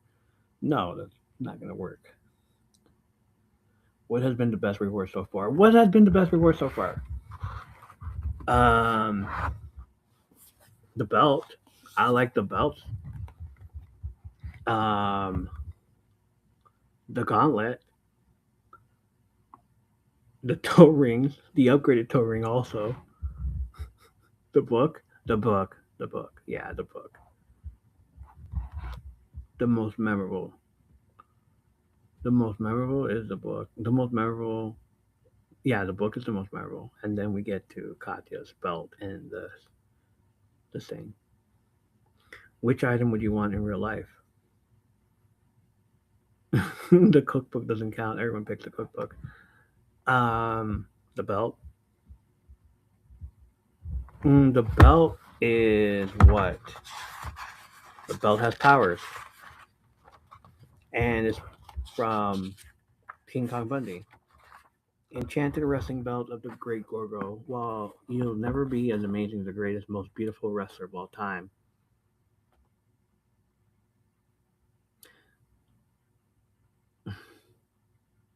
the walking condom, is that what he used to be called? Christopher Allen Pally's, you will look pretty snazzy when you wrap this bad boy around your waist. This enchanted belt offers the following benefits: plus 5 strength, plus 5 constitution, plus 5, plus the avalanche benefit. Not only does she have rush, she now has an avalanche. Freaking Katya has now and has an avalanche. You know, benefit. This benefit is straightforward. If you hit a living creature with your body while you are moving, the force exerted upon the body will be as if they were hit by twice the mass. Your entire body must be moving for this benefit to activate. This benefit's power will not translate a weapon. You might want to take this off if you plan on getting busy with someone, especially if you're the top.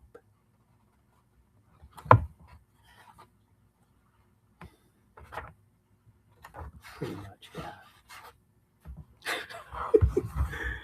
Um, which boss fight would make the best video game level? Freaking Hecla. Oh, I don't. Is there Minotaur? The Minotaur? um,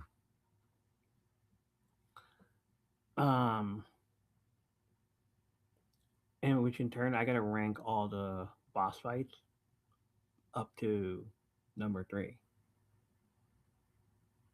As soon as I'm done reading number three, we're gonna rank all the boss fights from the first book to this one. We're gonna keep. Obviously, we're gonna like have our own little list, and then we're gonna change them after every book. That sounds fair? That good? Yes? Let's do that. What do you think the Dungeon Anarchist cookbook is actually about? Not the literal book, the novel itself. If someone asks, what is that Matt Denman trying to say with the story? What would your answer be right now before finishing the book? Bro, it is about um, not everything is that it seems. People will find something to complain about always, no matter what happens. Be yourself. What did he say? Let what you do mean something. King Kong Bundy. Yeah. Um, um, don't listen to the haters. Who is the most misunderstanding character in book three so far? Carl, that car. Carl, Katya, Donut, Hecla, Zeb. Bro, fix your fucking car, man. Who is the most misunderstood character in book three so far? Carl, Katya, Donut, Hecla, Zeb, or Mordecai? I'm sorry, Mordecai's been missing in action since like chapter 17. I don't know, 3 hour, freaking 8 hours ago. What? Hello? Hello? Where did Mordecai go? When did he disappear? When he got the book? We're at chapter. I remember him not being there in chapter 6 anymore. Yeah, he's been gone for the entire duration of the book. The most misunderstood character in book three so far is Katya. I misunderstood her. I saw for sure she was gonna like betray the team, and every time she was texting Hecla, giving her information, Hecla was like, um, you know, um, misdirecting her and telling her, "All right, now do this, now do that, now do this." Even during the whole process of the train and Carl telling the fairy, "I want you to heal Katya as I don't care how many times, blah blah blah, and all this shit. And then she had to look at the fairy, and the fairy had to look at Hecla, and Hecla be like, "Yeah." And Carl said something along the lines of, "How you gonna ask Hecla what to do when you yourself are this level? How did you get here?" And then realize, oh yeah, you all share stat points and everything. So, what is it? What do we say on Marvel Rivals? You are farming. She was farming. Her and her group were farming. We're level farming. That's what we say on Slavo. Yeah, you guys were level farming, where one person was doing all the damage and sharing it amongst the team. Where in level farming over there and going to Doom area and just like shooting at each other with your abilities, and at the end of the game, it gives you points. This is what she was doing. Freaking Hecla was level farming. Like, all right, now heal me. She healed her. She didn't even have to do anything at all. She was probably just sitting there the entire time while everybody else was doing all the work. Hecla, Eva, the other fairies, and as from what the book said was that she had a bunch of fairies around her. Basically, a bunch of fairies, a bunch of DPSs, one tank, which is Hecla. I'm already opening this up. Hold on. What does that remind you of, everybody? Gamers, what does that remind you of? Our freaking matches in Marvel Rivals, where we just have one tank, a bunch of DPSs, and a bunch of freaking healers that we don't need. Why are we here? Why am I the only one? Why am I the only tank here? Why am I solo tanking? Mm. We're at 1 hour and 47 minutes. Let's wrap it up, guys. I don't want to wrap it up though. It's 300 episodes. I want to keep going. Let's go. You want to keep going? Let's keep going. No, I'm good. I'm good. I'm good. Mm. So, who's a misunderstood character in the books three so far? You go as long as you want. I can go as long as I want, ma'am. Katya. Katya was misunderstood. Carl was misunderstood through TB time. TB Carl was massively misunderstood. That's not the real him. We've all known this shit. Like every time you watch the challenge, every time you watch um, the what's it called? Big Brother,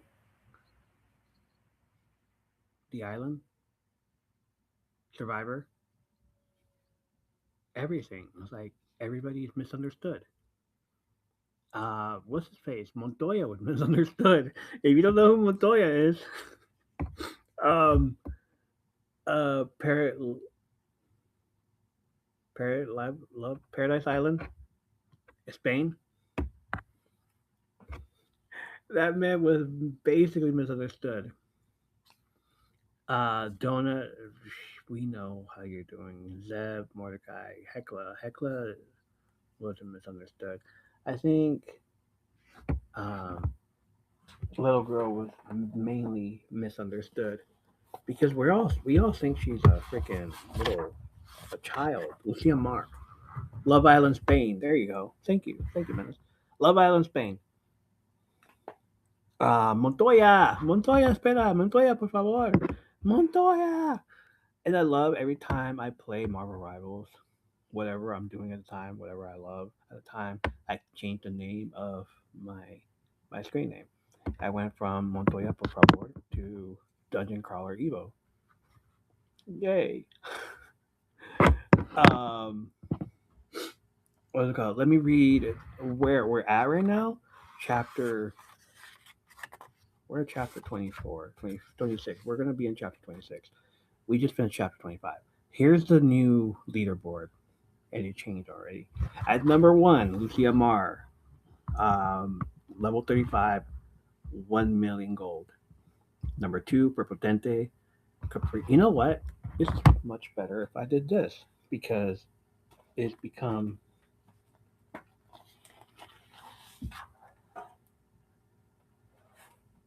Now you guys gotta wait for a while. This is why I'm gonna edit this show out, and it's gonna be better on Spotify.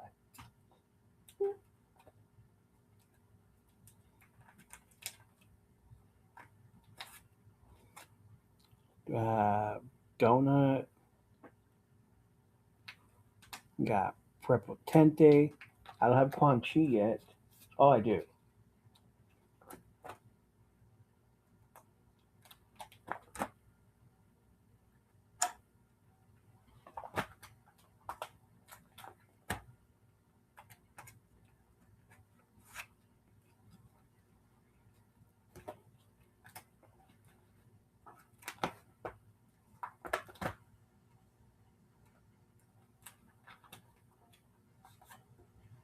Lauren, Miriam Dom,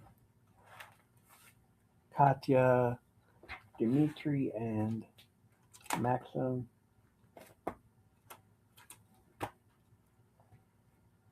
And this is going to be a big spoiler. And Ifechi. Oh, we also find out, this is always better. We also find out from that, you know, so what? First book, we meet Frank Q, right? He was the crawler that wanted to take out Carl, but totally didn't know that if you take out a person in a safe space, you get frozen. So, book two, we find out that um, when Carl put in a landmine inside a rat for for Frank Q and Maggie Mai to discover, the person that discovered it was Maggie Mai's daughter, and she ended up getting blown up, and Maggie Mai couldn't help her. So he killed her. And then Carl said, "You could have saved her," and blah, blah, and all that stuff. In book three, I think that was book one too, but in book three, we Frank Q comes back as in, here we go, as a night elf, a blood assassin now. He's down on his luck. He is drunk as hell. He's at the club. I saw you were supposed to join the club, and you were if you vibed. But I guess he vibed with everybody in there. Okay, that's weird. At the Desperado Club. So you know, um, he goes to have a drink. Carl goes to have a drink with Frank Q. Uh, and we find out that he wants vengeance, and he wants to, but he's not going to do it. He wants Carl. He wants to avenge his daughter, and he pulled out an item. He is right here. Yeah, we're going back to this. I don't know. I'm going to give you a present. He said, "That's how I will avenge my daughter." He pulls out an item from inventory.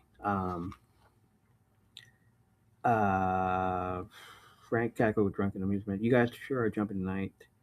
He sat back, leaving the object on the bar. It was a magical ring, green glass with a red jewel. It glows with enchantment. I kept my eyes on Frank. "You see, Maggie, she's more hot-headed than I am. She wants to kill you and your cat. It's not your fault. I know that. You defended yourself. You did the same thing. I would have done it if the situation were reversed. But Mags, she don't see it that way. She's more biblical with her first thirst for vengeance." Um, Carl asked about the ring. Uh, he, Frank pulls it forward with his thumb. This is what Frank looks like now. He says, "It's yours now." Again, got in the legendary box right after we got in the dungeon. It ruined us. Now I'm giving it to you. That's my revenge. You're going to take it because you're too stupid not to. A jeweler is one of those big towns in the last floor offered me 300,000 gold for it. It's like winning the lottery. Of course, you take the money if you win, but it ends up ruining you. That's what it did to us, and that's what this will do to you. That's my revenge. And knowing what happened is enough. You need to understand. You need to feel it. You look down on me. I can see it, but you don't understand. Take the ring. So Carl uh, examined his properties and enchanted Nightworm's ring of divine suffering. Oh, that's scary sounding. For the discerning crawler killer, this magical ring can be one of the most formidable items in the dungeon. If utilized properly, the ring's wielder can grow exponentially in strength, especially on the deeper floors. But beware, if poorly wielded, this ring will kill you quicker than an exploding rage elemental. Either way, this ring imparts one of the dungeon's most highly sought after skills. The wearer of this ring receives the following benefits: +5 to all stats, the Marked for Death skill. The Marked for Death skill is not just Steven Seagal's magnum opus, it's also one of the dungeon's greatest, most infamous skills. Once activated, you will be presented with a list of crawlers within your map's range. Only crawlers with 100% health will be selectable. Once a crawler is chosen, they will be marked. It takes 30 seconds for the mark to fully set and become active.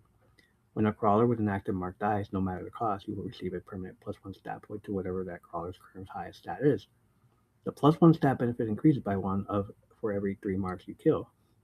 Warning though, once your mark is set, you may no longer heal.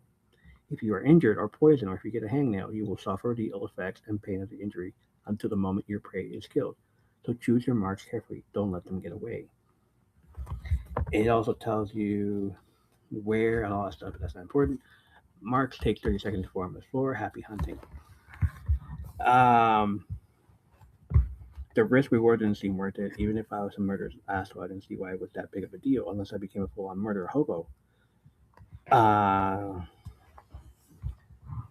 he got in the box and now it's yours. Got it for fighting a family member while I entered the dungeon. A legendary, that's the spirit box or something like that. He's Frank says he went on to fight his brother-in-law. Not even a real family member, but the dungeon didn't see it that way. I choked him out, and then we got attacked by ratkins, those rat monsters that walk on 2 legs, and they killed him while he was still unconscious. And the day that first started, 1 minute they were outside the annex fighting, and then the building were just gone. Um, Carl says he remembered the video from the Maestro show, how Yvette, the daughter, was injured by the dynamite. She'd been screaming in pain. He looked at the ring, and it just dawned on him. And he yells at Frank, "You let your daughter use the ring before you attacked us?" "No, not let," he said. "Made. I made my daughter use it. She refused to fight. She wasn't going up levels. There was the compromise. She wore the ring. Max told her which mark to choose. We picked you. I figured the cat might get away. Never imagined you would. It was the only way we could make her stronger. She marked you. We waited 30 seconds for the mark to settle, and we attacked. We'd have had you too if you hadn't been saved by the safe room." The fact that there wasn't anybody told about the safe room at the beginning of the thing. You can't. Nobody can attack you in the safe room. You'll get frozen. Why couldn't you wait until you get outside? Hey, let me go talk to you outside for a minute. Okay, yeah, cool, let's go. And then you freaking. He didn't have. They didn't have a good enough. Freaking. Ugh. So that's why Maggie had killed her own daughter. She was in pain from the explosion. She wasn't going to heal. The pain wasn't going to stop, not as long as Carl was alive. She was beautiful, on the inside. She didn't have the anger in her, not like her mother or her dad. When she ran away, it wasn't because she was a bad kid, it was a self defense. Kids aren't always a product of their parents, but sometimes that doesn't matter. Sometimes parents can cast a shadow so thick you can drown in it. Um, Carl says he felt no sympathy for the man. He deserved all the pain he was feeling, but he understood him a little better. You don't understand what it means to be responsible for somebody who don't have a kid in here with you. You don't understand what that responsibility means, what a weight that is on your shoulders, and you fail is like being crushed, constantly crushed. Only you don't die, and that pain never stops. It just keeps coming and coming. Um, so that's his vengeance. He wants him to have the ring, um, and have Carl have all this stuff and all that crazy. And he says, "I met his eyes with the man one last time. He was no longer a threat. His wife, his ex wife, was dangerous, possibly even more dangerous than I realized. but Frank was done. I had no doubts he wouldn't be getting off this floor, maybe not even from this bar. The man drunkenly watched me take the ring and slip it into my left index finger. Vengeance is mine, he said. So he used the ring. He puts the ring on, but he's not going to use it at all unless there's a real good thing that he knows that he will do it. 2 chapters later, uh, Frank dies by Chris, one of the people from Metalark, Brandon's brother. So anyway, this is I made cards. I told you last time that I made cards, and I've been making all these cards, and they're freaking awesome as hell. So here are, with the exception of Lucia Marr, which I can't find her yet, but as a kid, because we still see her as a kid.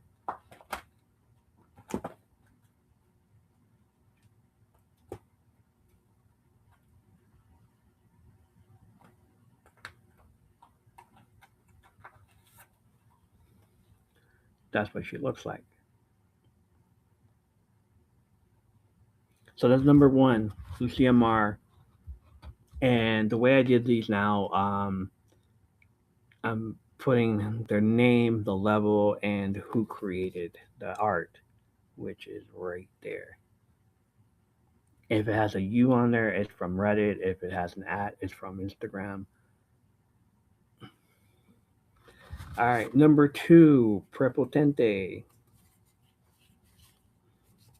Capri, Forsaken Airless, level 34, 500,000 gold. That's Prepotente. Number three is Carl. You'll know him. You already seen him. You already know what he looks like. But here he is, anyways. And these cards are made from DCC cards. That's what they were called. Dungeon Crawler Carl cards. That's the name of this person, whoever made this.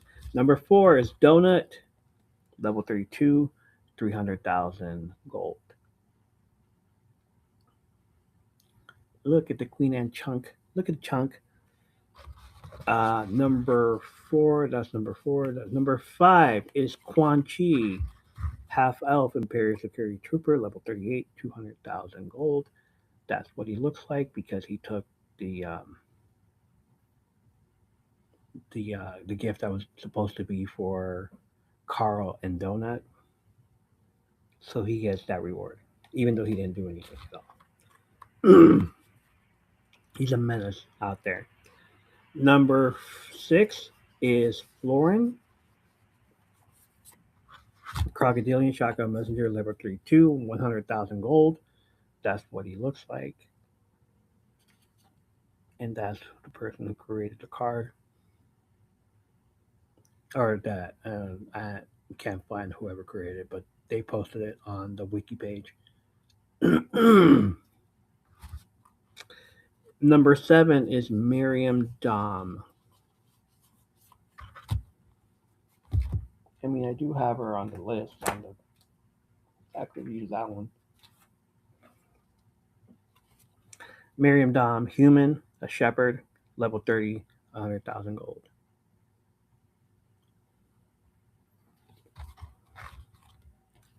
And this was her last book. She went down a notch. She did. Her bounty reward was 200,000, and now it's at the 100,000. Huh? She's not needed anymore, I guess. uh, Up a couple spaces because we didn't know what space she was on last time. Number eight, Katja Grimm, doppelganger monster truck driver, level 37, 100,000 gold. And then we get a double, and everybody in the even we don't see who they are, but I went and look for them anyways. Is that the same person? Yeah, Katja. It is Katja. or Miriam. Yeah, that's Miriam. Um, they're like Donut and Carl were just like, why are there two people in the at number 9, like a tie or something? Dmitry and Maxim Popov, Nodling, Illusionist, and Bogarter, level 30 at 100,000. And they don't know what these two people look like yet, but it's one, and here it is.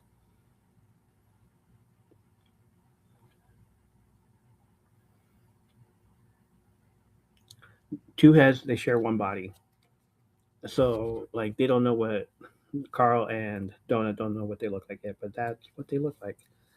Then we have Ifechi, which is spelled down 2 spaces, 3 spaces, I think.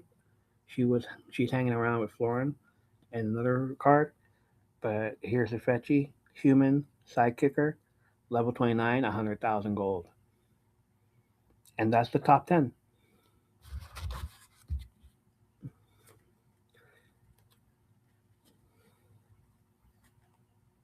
And then we find out that um, Zeb is getting kicked out, no longer being used for as a representative for Carl and Donut and Katya, but it's going to be someone else now. It's going to be one that represented Hecla. So it's going to be weird and awkward that another person, the one that, you know, they killed, is going to represent her.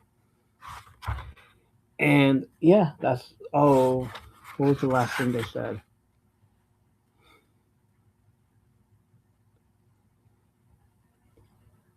Tiger Boss that Donut's right. We only work with you. The last thing we needed was some new asshole tossing us on the shows like the Masters again.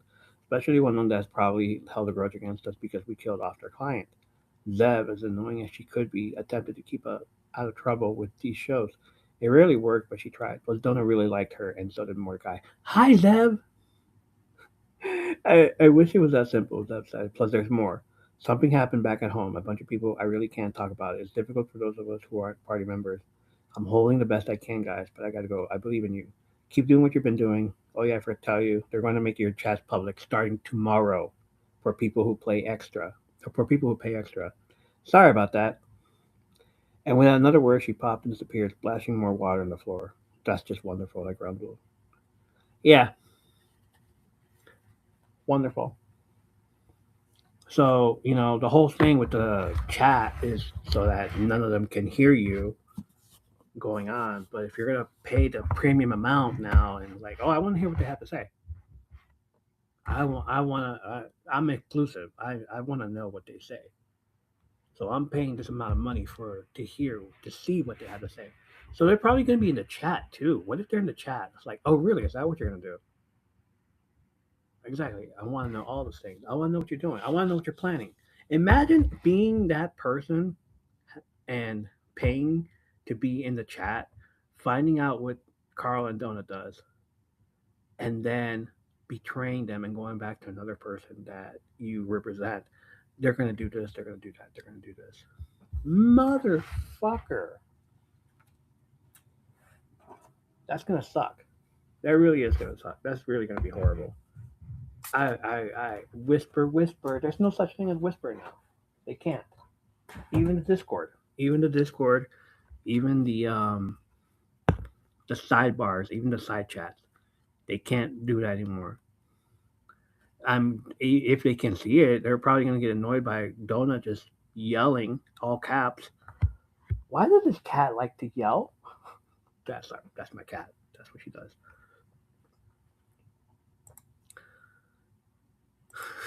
Right? Wonderful. 2 hours. I love this. I love this episode. What do you guys think? You guys are good? Are you guys good? Ugh. Did we cover everything? I think we covered just about everything, right?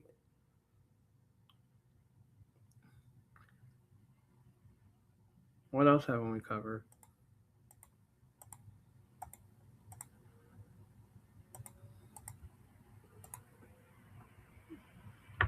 Happy 300 episode.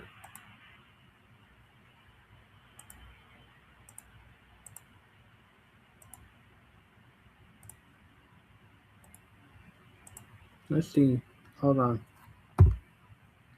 Let's see what happens if I do this. Oh no, hold on. You better get you over here. You better wait. You better wait.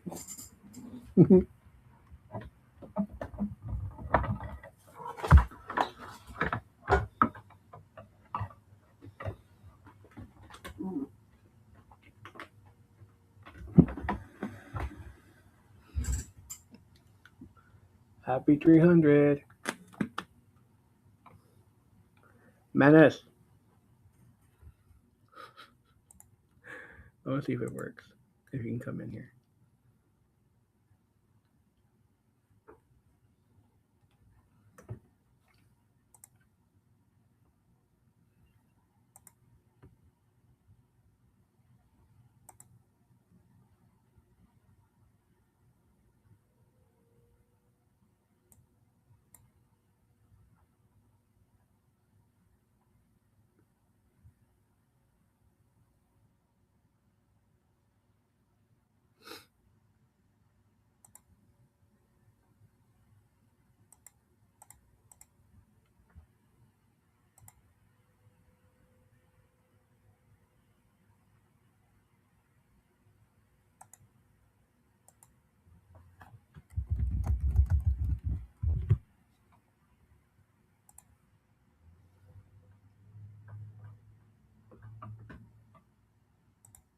Yes, like we're mostly done with the stuff. I just want to do one more thing before we go. I don't care if it's like 2 hours, 3 hours. It's worth it.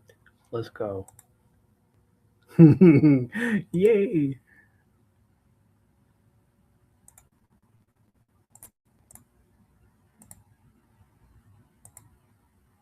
Oh, hello.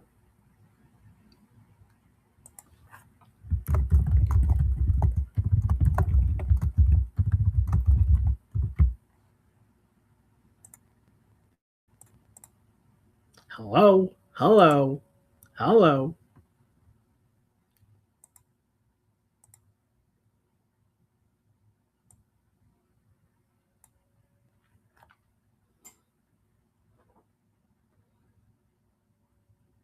Like we're almost done, I swear. Like I gotta like come up with a logo for this. I gotta come up with all kinds of stuff for this. It's gonna be freaking awesome. I love it. Happy 300 episode, everybody. We did it. Let's do an all nighter. I gotta freaking work on the podcast. I wish we could. Oh, you mean an all nighter, like 4 hour episode? Let's just stream the whole thing. Cheers. Cheers.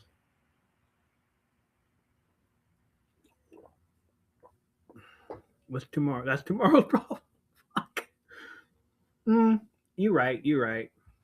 You right. You right. 3 o'clock already. Holy shit. Why nobody told me that it was three already?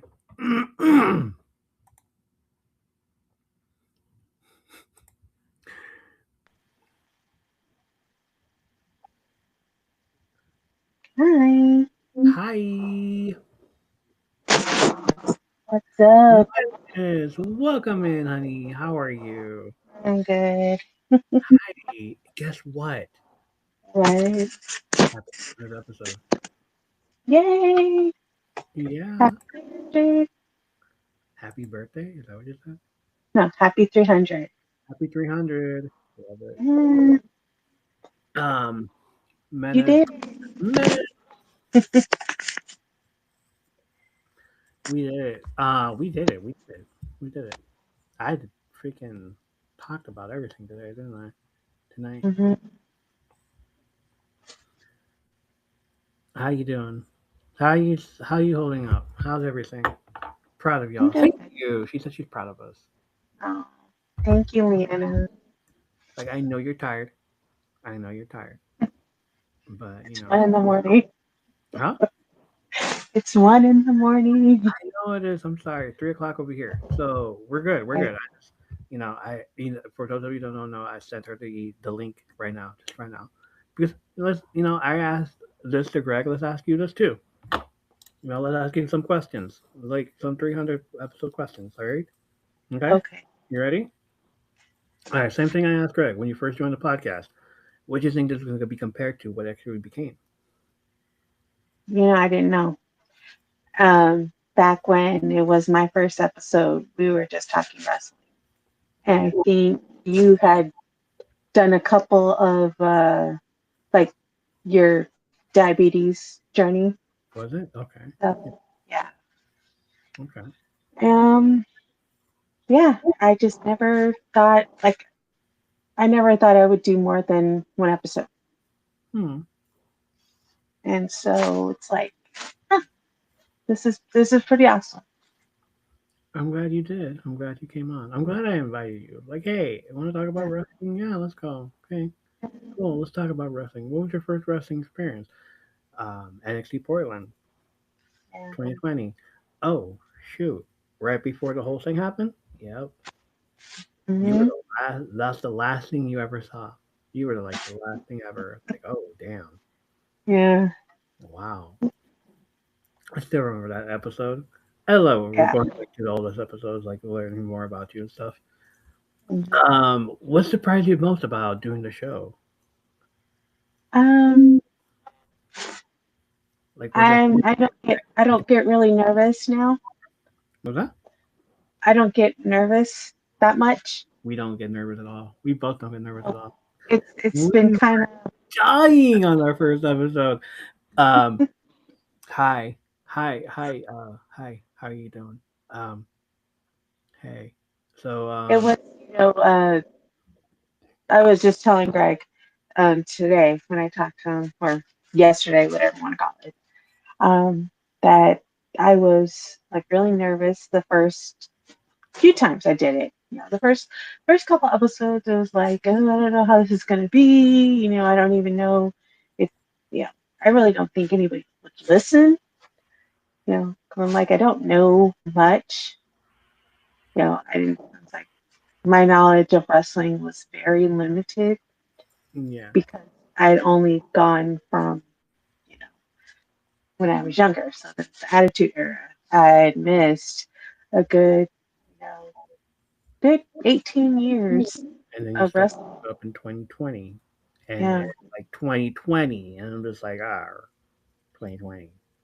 Yeah. Wait, you restarted during the whole, what was it called? Battle Dome era?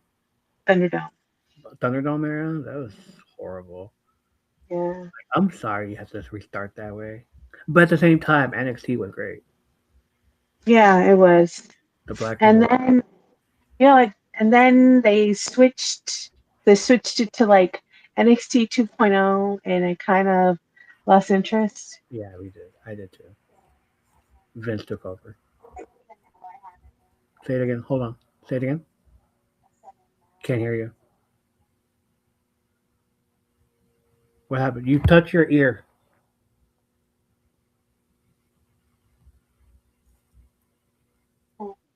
Okay. I mean, I get it. It's 3 o'clock in the morning. It's fine. I'm sorry.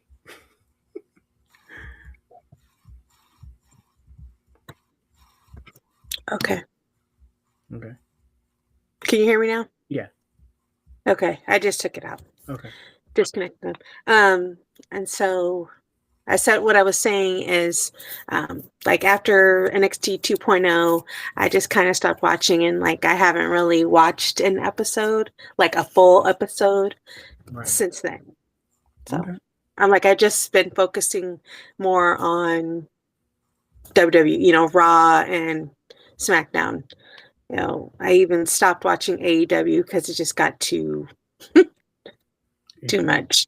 sounded like me when I first started the podcast when I was doing like 12 hours of wrestling shows a week. Yeah. Oh my gosh. I always thought that was amazing that you and, your former co-host would do that. Michael. Michael. Yeah. Kashina Booker. Yeah. And I'm like, whew. I like just watching, now 6 hours is like, Right? And then, yeah, I had 12 hours. I had 3 hours of Raw and 2 hours of NXT or 1 hour? 2 hours of Yeah, NXT. 2 hours. Yeah. 2 hours of AEW on Wednesdays. Yeah. Possibly some TNA on Thursdays. Yeah. Friday night SmackDown. Saturday night AEW. Some pay-per-views. Some premium live events. Yeah. And some stuff on YouTube. And Yeah. then, oh hey, we're gonna review this show from past years. Mm-hmm. So that was rough.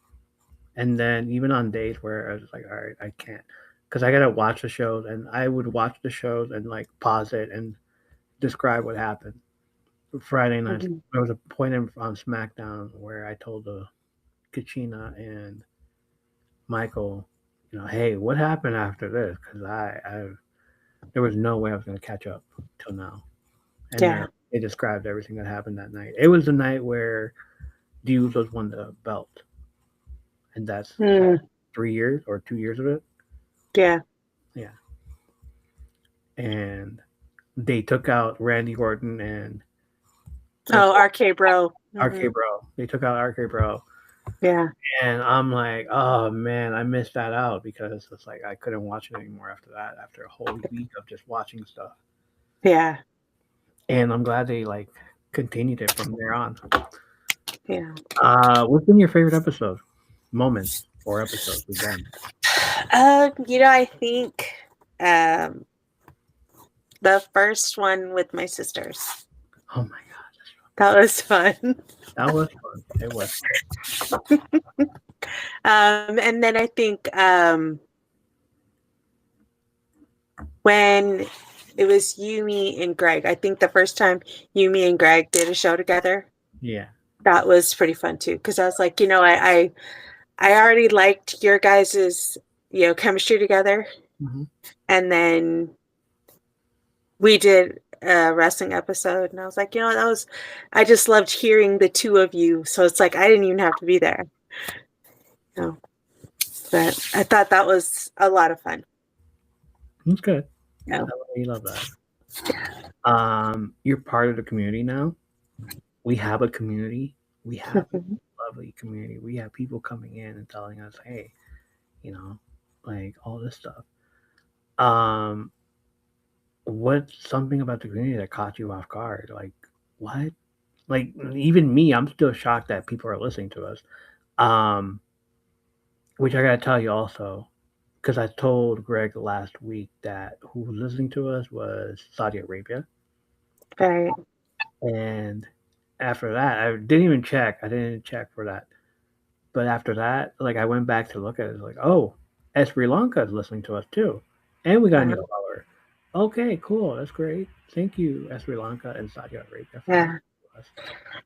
And I'm probably going to do it again tonight. I think what has shocked me the most is, I don't know if you're still on, what was it, Good Pots?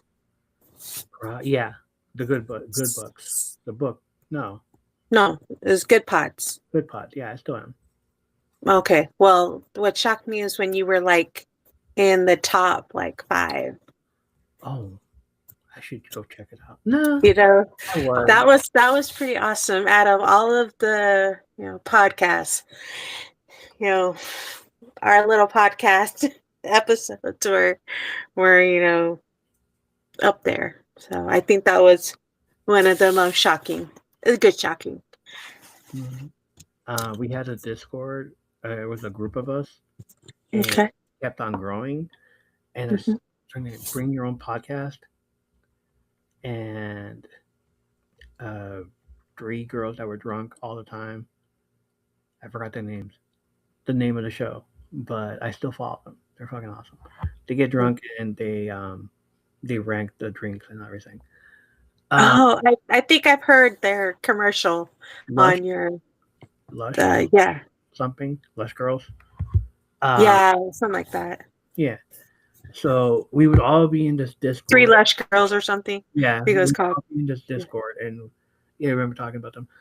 We would all be in this Discord and share our podcast, like the episode that we just did, and the bring your own Discord server we would invite more people, and we would get together and like, all right, listen to this one, listen to this one, listen to this one. We would go to Good Pods and put all of our shows there, and every week it'd be like, all right, now this week you're gonna binge on this show, on this person's podcast, and we did. This week we're gonna binge on this person's podcast, and they did. It was my week, and I'm just like, it's all wrestling, guys. You don't have to. And that's why I just thought, let me talk about something else other than wrestling. You know? Yeah. Maybe they will understand. Maybe they will like it. That's what I did the whole wrestling with diabetes, wrestling with mental health, wrestling with my, talking about my favorite wrestlers, Mick Foley and Virgil and all them people. And we started on Tumblr. That's how the community grew. Because those people from there are still listening and telling me, hey, we still listen. Like, all right, cool. I'm still posting stuff there as well. And now it's just become like, hell yeah, I love this. I love that we're in a whole category by itself now. Do you feel different recording now compared to your first few episodes? Yeah. Yeah. Because now I don't since I've been podcasting with you, I have a tripod now, so I don't have to worry about, holding my phone the whole time or, stacking it on, my iPad, making sure that it's level. So I think that's one good thing about, being on a podcast, that I've actually gotten, something that it's, doesn't seem like a very big thing, but to me it is, because it's like I'm able to have my hands free now, so I don't have to work, and I don't have to get tired going like this, so yeah, earlier and on having lights too. So. Yeah, earlier on we were both like nervous and stuff. Yeah, we didn't even see each other. It was all audio, but we were still nervous. I know. We were still nervous, and then we got to like finally the whole video reveal, both of us, and it's like, oh, it's like we kept doing. It's like we haven't done. We never stopped doing this. Yeah.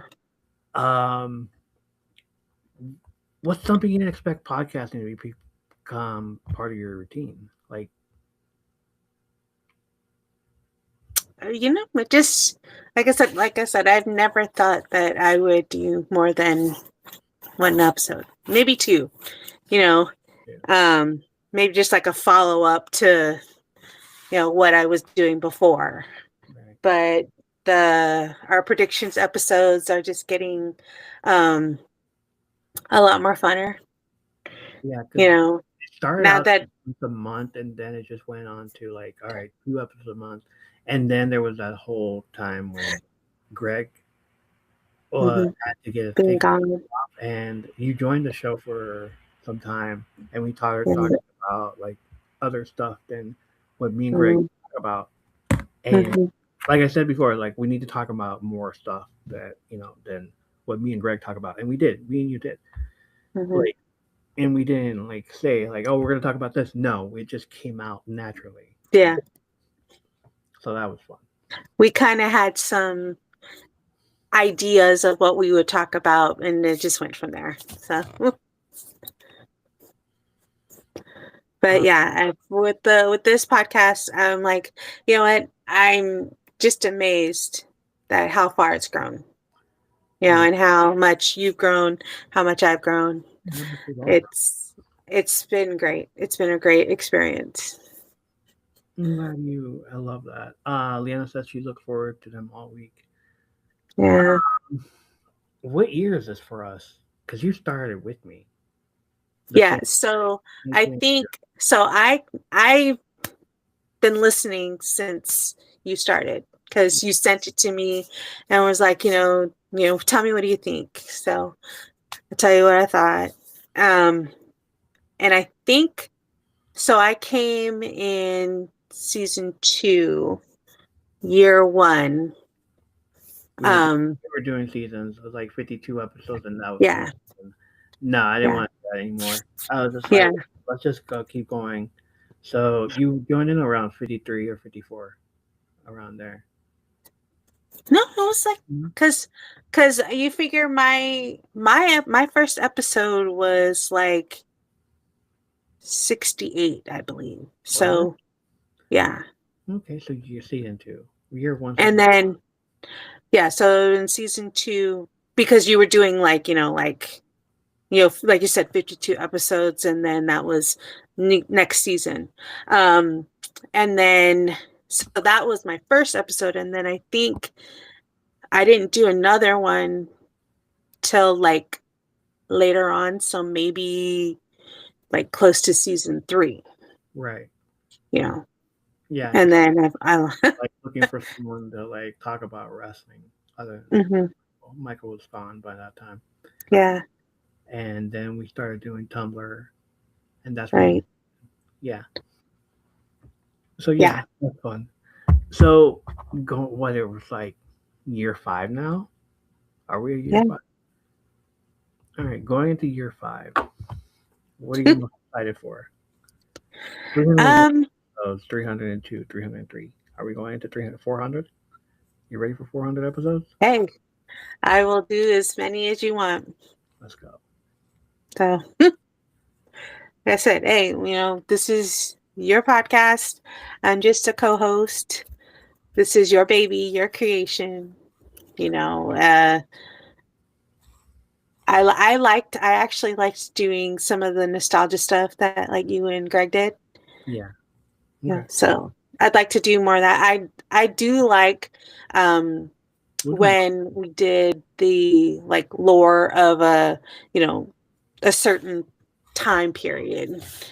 So like when you were telling me about the how the women's evolution came about, that was pretty cool. You know, or learning about a specific um, event, how it came along, and you doing the research on all that. So Yeah. that's a lot of fun to It, hear. it is a lot of fun. Yeah. I love it too. I like when you do the lore. Leon says she likes when we do the lore. Yeah, it's like we do the Lucha Libre lore. We do all that stuff. Mhm. We're gonna continue doing that. We're gonna Okay. we're gonna do more stuff. And on days that Greg can't make it, we'll do more of the other stuff as well that we're supposed Okay. to. Okay. Sound good. All right. That's all the questions I have for you. Okay. Want to stick around, or because I gotta answer my own questions as well. I'll answer your questions. All I'll right. stay just Just, to listen. just to look. Um, Tina Marie's in the chat now. Hi, So Tina Marie. when I first started, I wasn't expecting this to go 300 episodes either. Mhm. Like, I created it because I was going through depression. Mhm. Like, it was, I was reading this book. Where's the book at? We have show and tell. Mhm. Okay. I was reading these books. All right, so I was reading this book, and I don't mind the freaking name of it, Podcasting for Dummies. Dummies, yeah. Yeah, whatever. And like either way, in 2021, and I Mhm. started reading it in November because like we were doing the TikTok stuff. Mhm. I disappeared in April because of diabetes and all that stuff, and then I was dealing with my mental health. Um, I disappeared for a minute, and I started in November. I started reading this stuff, and I was just like, "How do I start it? Where do I start it?" And I Mhm. some other sites where I just ask questions to people like, "How do you start a podcast?" Nobody would help. So you know what? Let me help myself. Let me self help. And I read somewhere Anchor, and that's how we started, right? And that's how I started. Anchor. It's free to use, and you can Mhm. pay doing it. I'm just like, oh, sign me up. I'm there. Well, Mhm. start doing something new. Let me start, podcasting. And I just kept reading this and this stuff, and then as a wish list, I ordered this book off Amazon, 101 podcasting episode templates, Mhm. and like, all right, I'm not gonna get this book until later. The first thing was to do wrestling. What am I gonna do? How am I gonna start it? I grabbed a notebook, wrote stuff out, and the first episode, you hear it. Okay. Okay. So we're let's. I want to talk about this, and I want to talk about. Uh-huh. Hold on. Let's talk about it. Let's talk about this. Yeah. And all I said in the first episode. Let's talk about it. And I'm now looking back at it, thinking back, like, why did I say those words? It's so annoying. We all start somewhere. We all start somewhere, and I started. Well, and that's true, because had you not started that, or there, who knows where you've been? You may not have. We may not be here. If you had to work out the kinks, and get to be where this was, because the first 20 episodes, it was just you, right? 12, 6, 7, around there. Michael Okay. That, and I'm just like, hell yeah. And Dan is just like, how do we do this, man? I don't know how to do this, and he just helped along the way with talking, and I'm just like, let's get to know each other, because he's from high school. I know him. Right. Him, Roderick, everybody. That's what I wanted to do. I wanted to interview all my friends from high school about it. And like, hey, you knew me back in high school. How bad was I? Oh, you used to do the X thing and blah blah. It's like, oh. And that's all they remember about me. And I'm just like, hell no. Let's not do that. So, like, when I first started, I was just like, all right, cool, let's talk about this. And I heard about, people stop at episode 6 or 12 and up and everything. And I was just like, I want to be consistent. So I laid out the plan. This week I'm going to talk about this. This week I'm going to talk about that. This week I'm going to talk about that. Let's do 2 episodes a week. Let's see what happens. I had nothing else to do. I was on break with TikTok. I was diabetes bound. I was on break with TikTok. Let me do all these episodes, and I did. It was like every week with 2 episodes, and it just became a thing. And then I come back to TikTok, and I try to get everybody to listen to it. Wrestling, it's like, I know, I'm sorry. Just like the freaking saying, have my 100 followers so I can get paid with ads. Yeah. And now it doesn't work. Now you got 1,000 followers. No. And I was just like, hey, let's try this out for a minute. And then we did.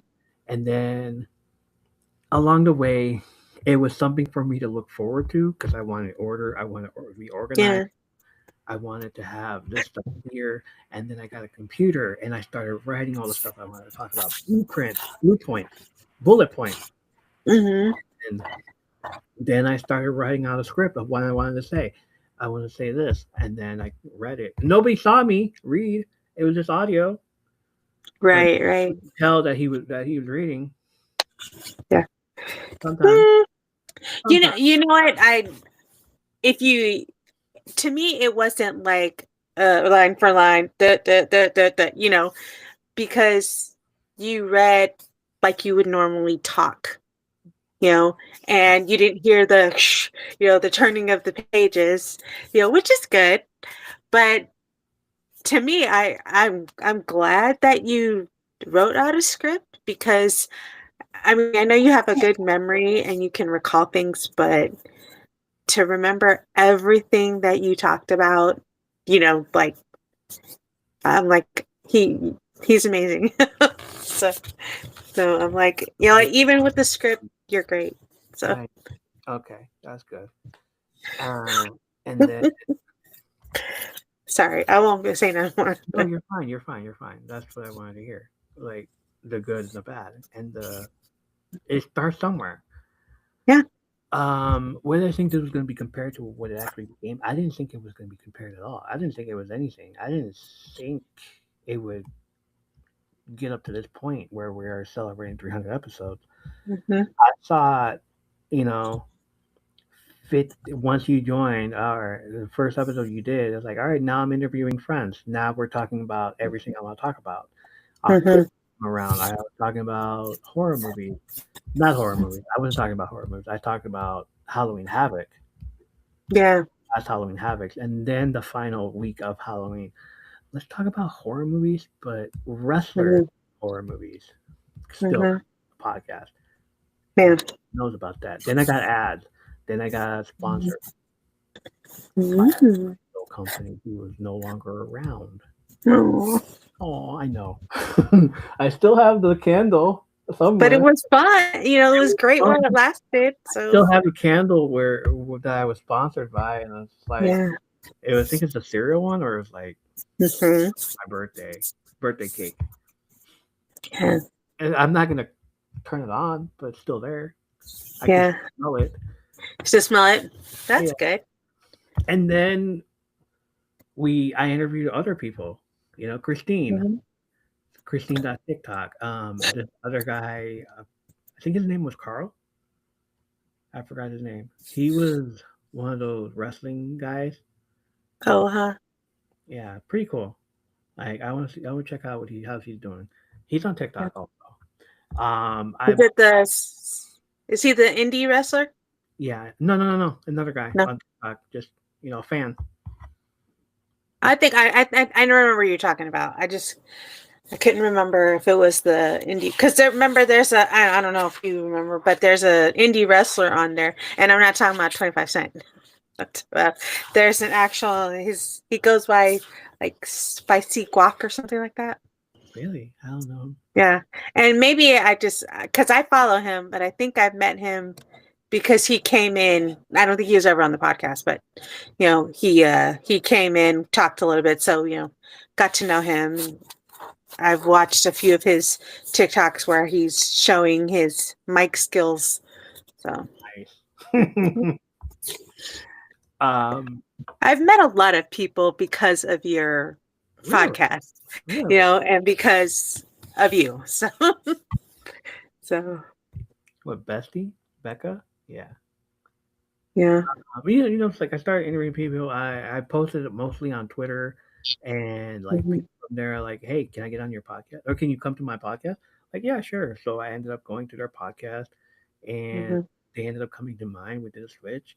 The network that I was in at the start of the freaking podcast, Mhm. um, all things wrestling. They never changed Yeah.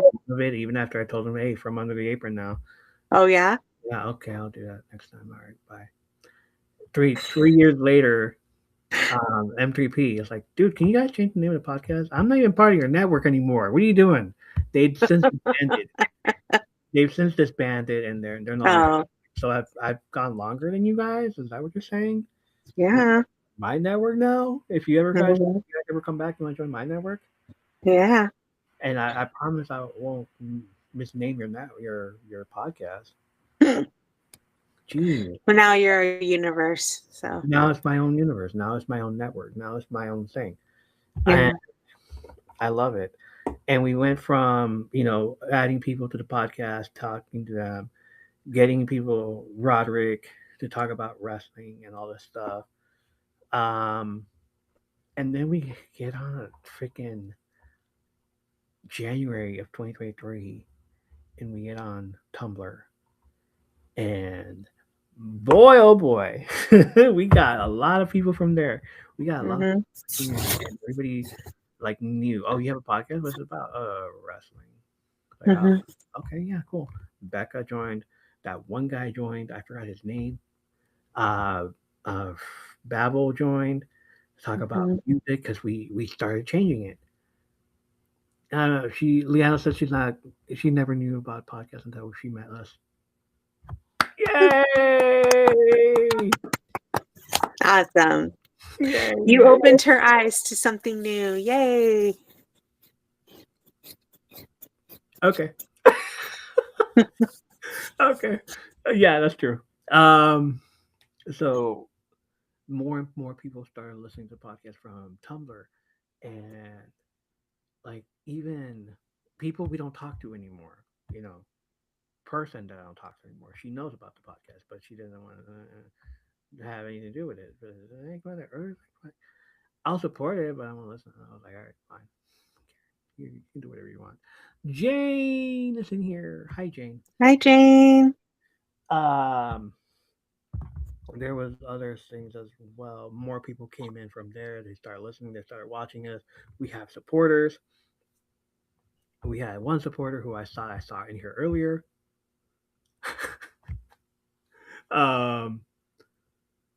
You there? Yeah. Okay. Yay! And then we did more stuff in over there than we did at, because I talked about diabetes. I talked about my mental health. I talked about my chiropractor. Menace, hi, Menace. Hi. There you go. And then what else did we do? We did all kinds of other stuff as well there. And then we came back to TikTok and we got the full video of us. We got upgraded this thing, and here we are. Like I didn't think this was gonna go on to 200 episodes. Like I figured now you're at 300. Once we got to TikTok again, yeah, I came with experience and like, oh, you want me to keep going? Okay, let's do that. And I did, and now we're at 300. What surprised me the most about doing the show consistently? The show was being consistently. I wasn't expecting this much. I wasn't expecting to enjoy this much. Yeah. But like I said, it was something for me to look forward to. I'm I'm down and out. I'm having doubts. I'm like dealing with stress. I'm dealing with depression. And hey, let me read this book and talk about something else other than wrestling. And there it is. Movies, TV shows, all that stuff. Let's add all that in there. I wasn't expecting to just have people listen to it also. Yeah. I being consistent wasn't part of my plan, but it just came out. I was like, all right, let's talk about it here. The template I used, this week we're going to talk about the first week and then I said, let's talk about the origins. When I started talking about wrestling, when I started watching wrestling, Glow, Gorgeous Ladies of Wrestling, wrestling in the 80s, wrestling in the 90s, the Attitude Era. Scott Hall passed away. Let's talk about his lore, his past. So fun. I think we're at 3 hours. I'm at 2 hours and 7 minutes. Almost. Yeah. So Jane's all asking, how long is he? Very long, ma'am. I am delirious right now. Was there something you didn't expect to enjoy as much as you do now? I didn't expect to enjoy the fact that, well, first of all, I hate the wrestling community because of what they do. But at the same time, I love wrestling. That's not going to change. That's not going to change. Nothing's going to change me saying, like, I'm a CM Punk fan. Yeah, I know you guys don't like him, but at the same time, I like him. I know you guys don't like Shawn Michaels, but I like him. Why do you let him? Like, because. Why do you like wrestling when you know it's predetermined? Don't say the F word. Because that's why. Because I know what's going to happen. I feel at 2 hours of my life where I will sit there and enjoy something because as a kid, I felt it. I believed in it. That Hulk Hogan was going to lift Andre the Giant. I believe that Hulk Hogan was going to win. I believe Hulk Hogan was going to lift Yokozuna, but he didn't. Lex Luger was going to lift Yokozuna. He did. I believe that Bret Hart was going to beat Yokozuna. It made me believe as a child, and here we are. I think too, it's kind of just an escape for, like you said, for 2 hours. You could just sit and be entertained.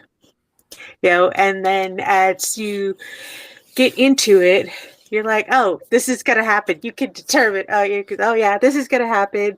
But getting to that point is a lot of fun.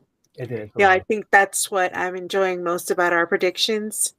You know, we don't know what's gonna happen, but we think, hey, this is what we think is gonna happen, and we're pretty good. I think this last one was the first time I guessed every single one right. Yeah. You know, but I was like, wow, yeah, this is, and it's of course just my opinion and it's just what I want to happen, you know, and it's cool that it actually happened, you know. But then there's sometimes where it's like, oh, yeah, this is what's gonna happen. You know, let's watch it. But still, It's been a lot of fun. It's something that, like I said, it's just an escape. You know, get to sit and watch some stellar athletes for 2 hours, 3 hours. 3 hours, 6 hours, whatever. 6 hours, yeah. The PLE, 5 hours, 8 hours. You know? Talk about the next day for 4 hours. Yeah. It's a lot of fun. No, it's a lot of fun because like some of them, like for WrestleMania, you go back and you look at them and it's like, oh my favorite wrestler is wearing my favorite DC costume, Rhea Ripley, the Batman Who Laughs, or Rey Mysterio with the Flash or the Joker, and you're just like, yay, this is awesome, I love it. Yeah. And then, you know, because of, you know, if it's a big show, so like for WrestleMania, you want to see what they're going to wear. Yeah. You know, because it's not just regular ring gear. That's like, that's what makes it more fun.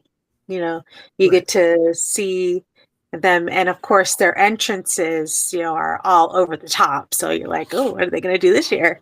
You know, so.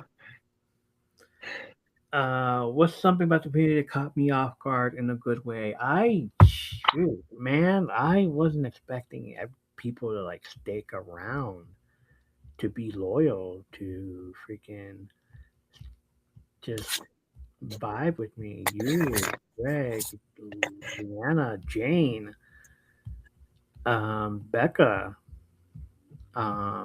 sometimes Josh, sometimes everybody that's in here. Like some people that are in here sometimes, you know, when I'm recording earlier, 3 a.m., 3:43 a.m. Great. Yeah. I wasn't expecting them at all, and like to help out and like to be there the entire time. The chat whenever I freaking post something on TikTok about, hey, what's your opinion about this, and they come back with some off the wall stuff.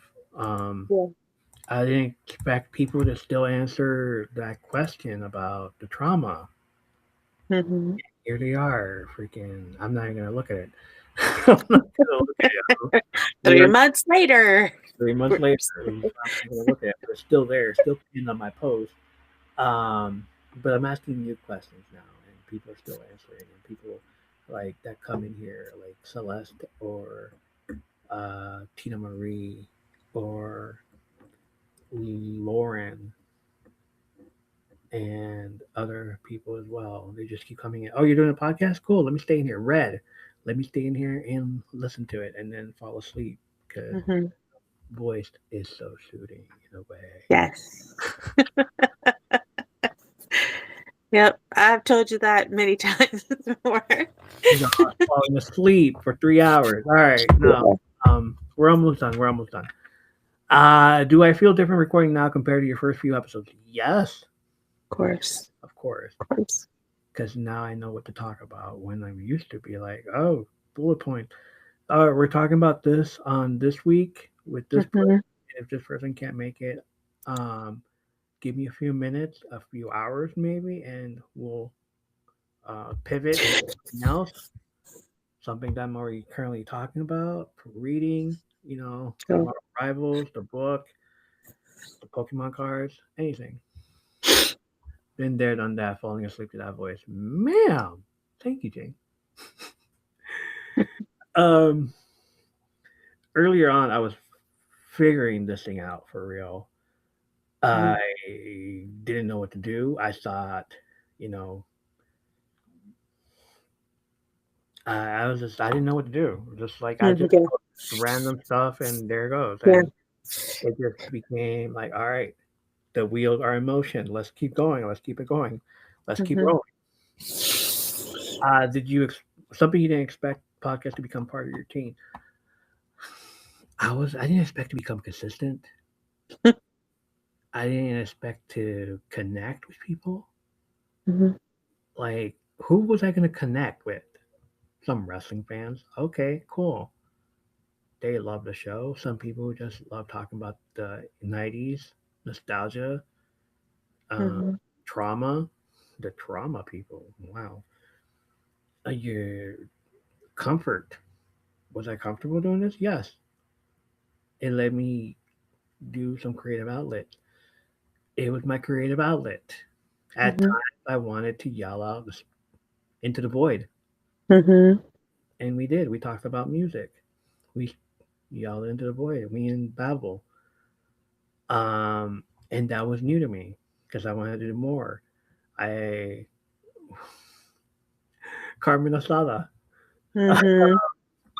We wanted to do an episode about our favorite music.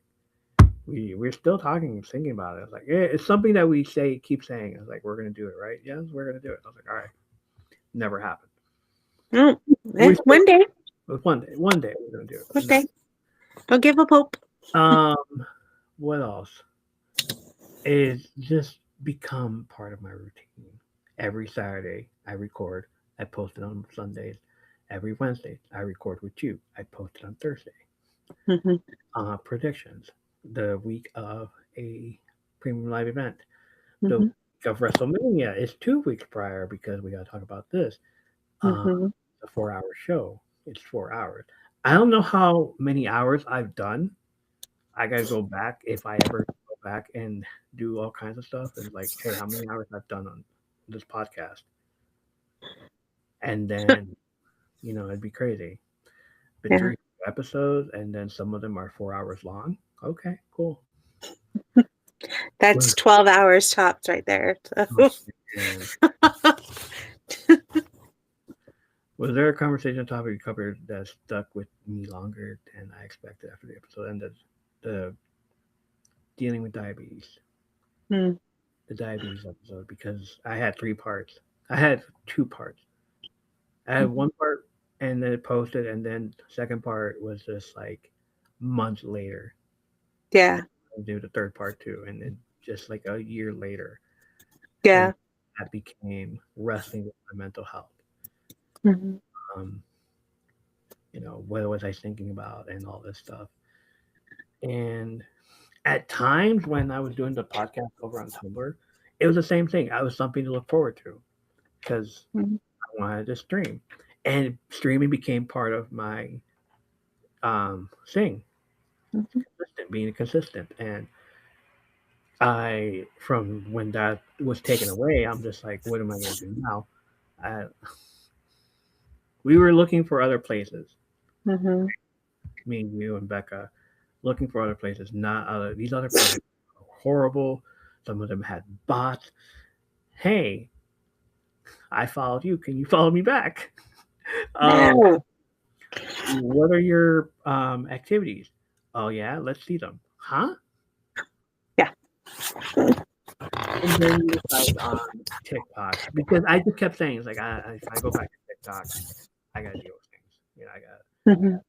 go back to this. But at the same time, TikTok you can record your video, you record your live and everything. And if something happens to the podcast that we can't do it anymore, it'll still be on there. Like you can still get on here and have the beat a box, and we can do record. We can keep it from that. But Yeah. Greg got banned from going live, so he couldn't do it. So I guess Oh. we're going. So I guess I got to look for something else. Riverside. All right, cool. Let's do Riverside then, and we did. Um, so that was fun. Yeah. Um, going to 300 episodes. What are you most excited for? I'm just excited to be here. to have this, to be here with you, Greg, Leanna, Jane, everybody, to just have this moment where I can just be by myself or be with someone else or have talk about something that I love talking about. Mhm.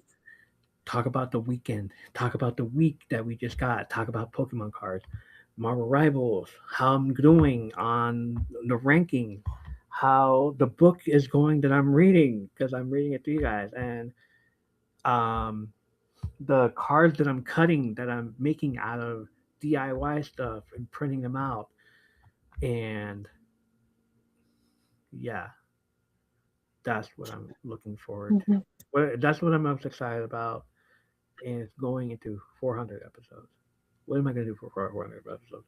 What are we going to do now? You need to have a celebration, This is whether it's, you know, and you have to make sure that everybody is going to be there. So we got to make sure everyone's going to be there. Don't fall asleep on my podcast. don't fall asleep. Don't sleep on us. Don't sleep on us. Check your Wi-Fi. Check your Wi-Fi. Check Check the schedule. Make sure everything is available. Check your lighting. Yep. Check your lighting. We love you. You know that.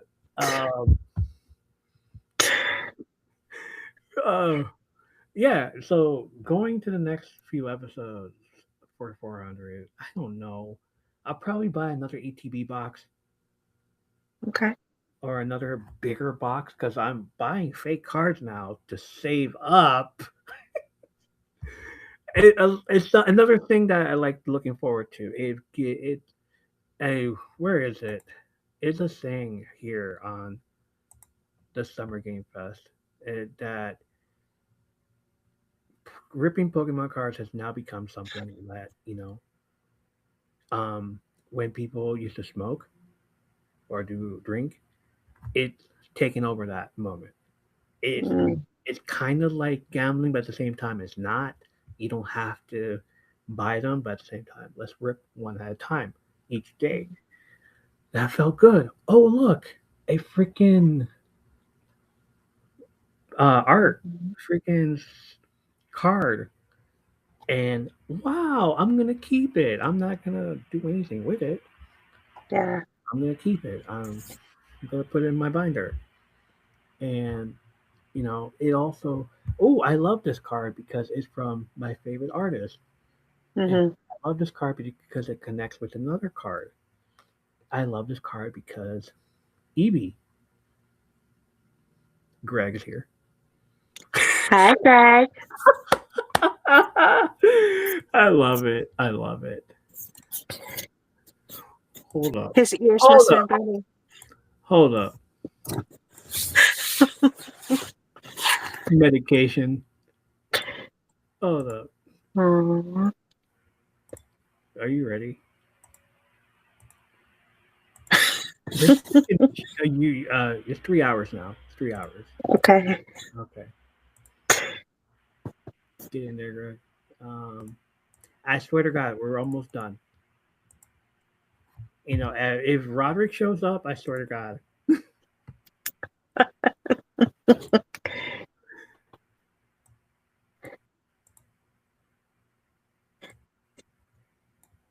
He's probably streaming on the Purple app. What? Purple app? What? I said he's probably Oh. streaming. Roderick. Oh, he did say he was should be here at 8:30, and I was like, nah, dude, I fell asleep. Oh well.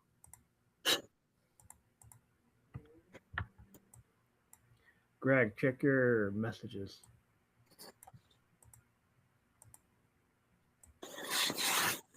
Now, brother. Yeah. That's funny because earlier today I was talking to him and asking him, about, the show. He's like, "Are you going to be part of it?" I'm like, "I don't know." I said, "Because you didn't have anything, really planned." He's like, "Well, you should because you've been on it." I'm like, "Well, I can't just insert myself on this podcast, just to be on it. There's got to be a reason to be on it." So 100 episodes, motherfucker. There's a Hey, reason. There's a reason right there. Doesn't have to be a reason.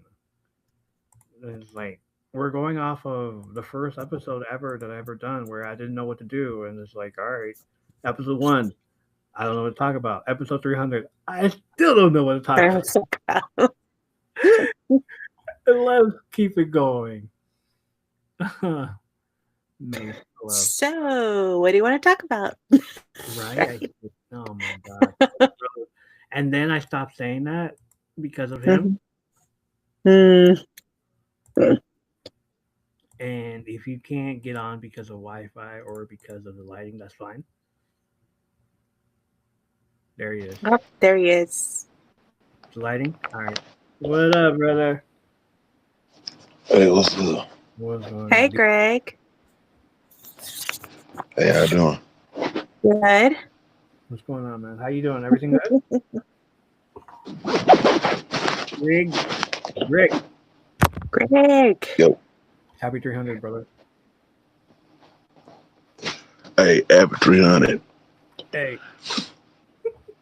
I fucking love it.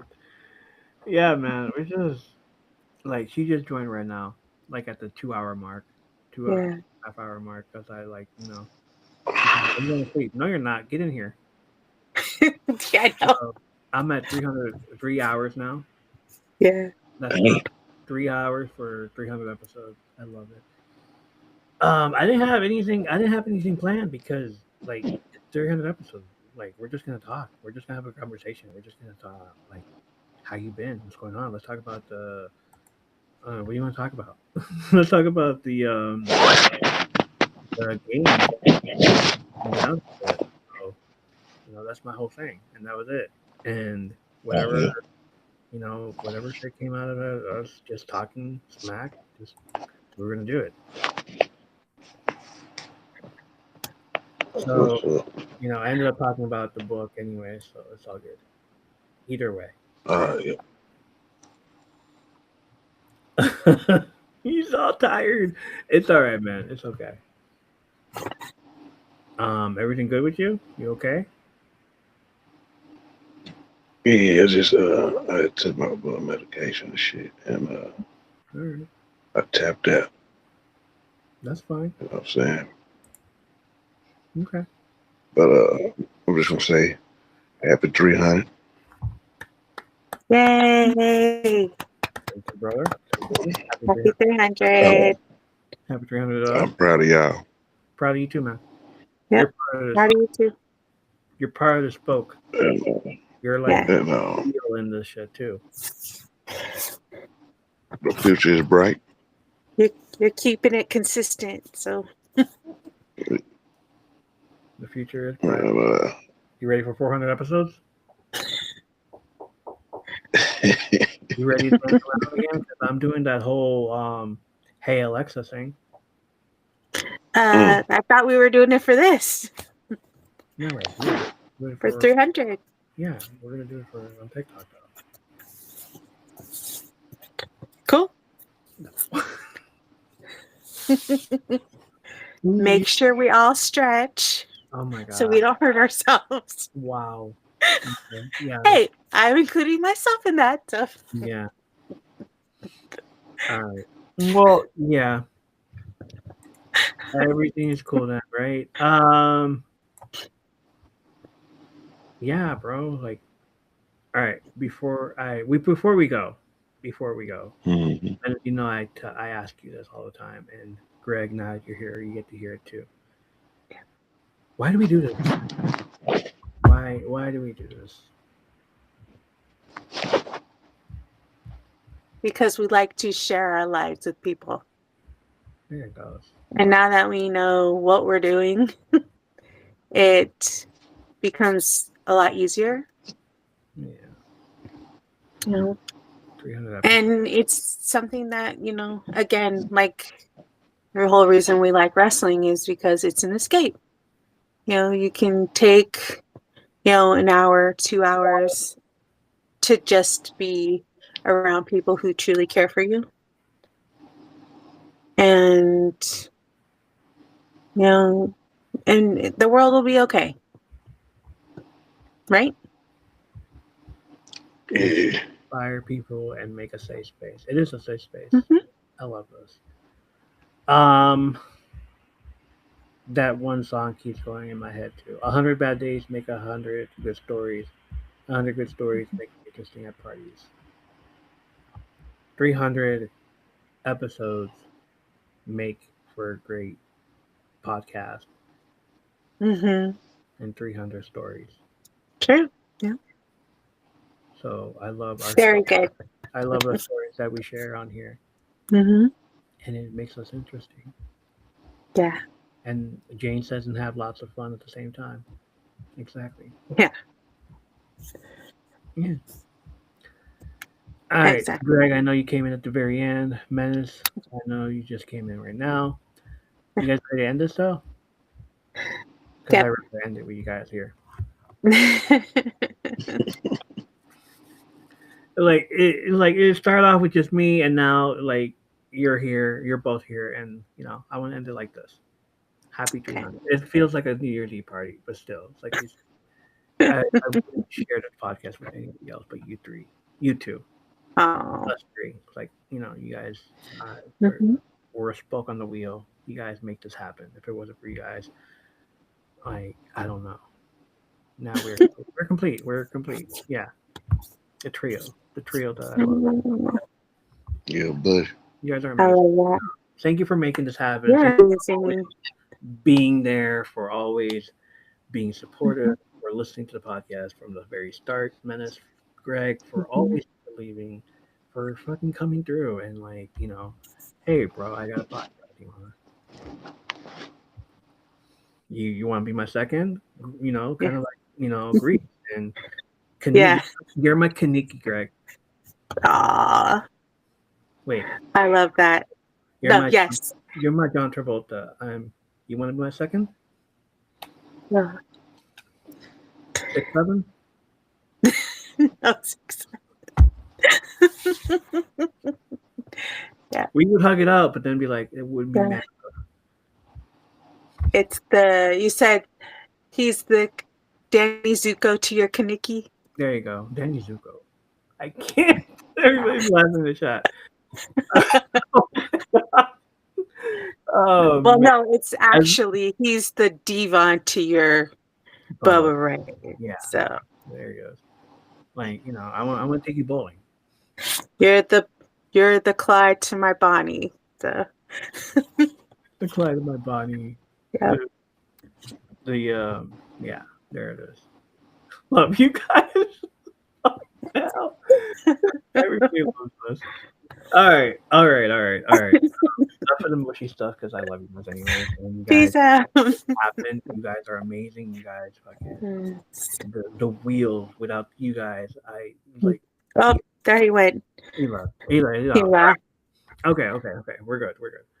All right. And just like that, episode 300 comes to a close. And that feels strange to say out loud. Episode 300 comes to a close. Yay.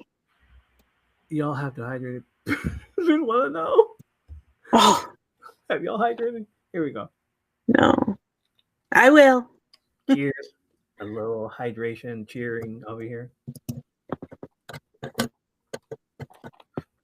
All right. And just like that, episode 300 comes to a close. And that feels strange to say out loud. 300 episodes, 300 times sitting down and deciding whatever happened during the week, whatever was going on in life, it was time to pull up a chair and have a conversation. When I started this journey, I never would have guessed we'd get here.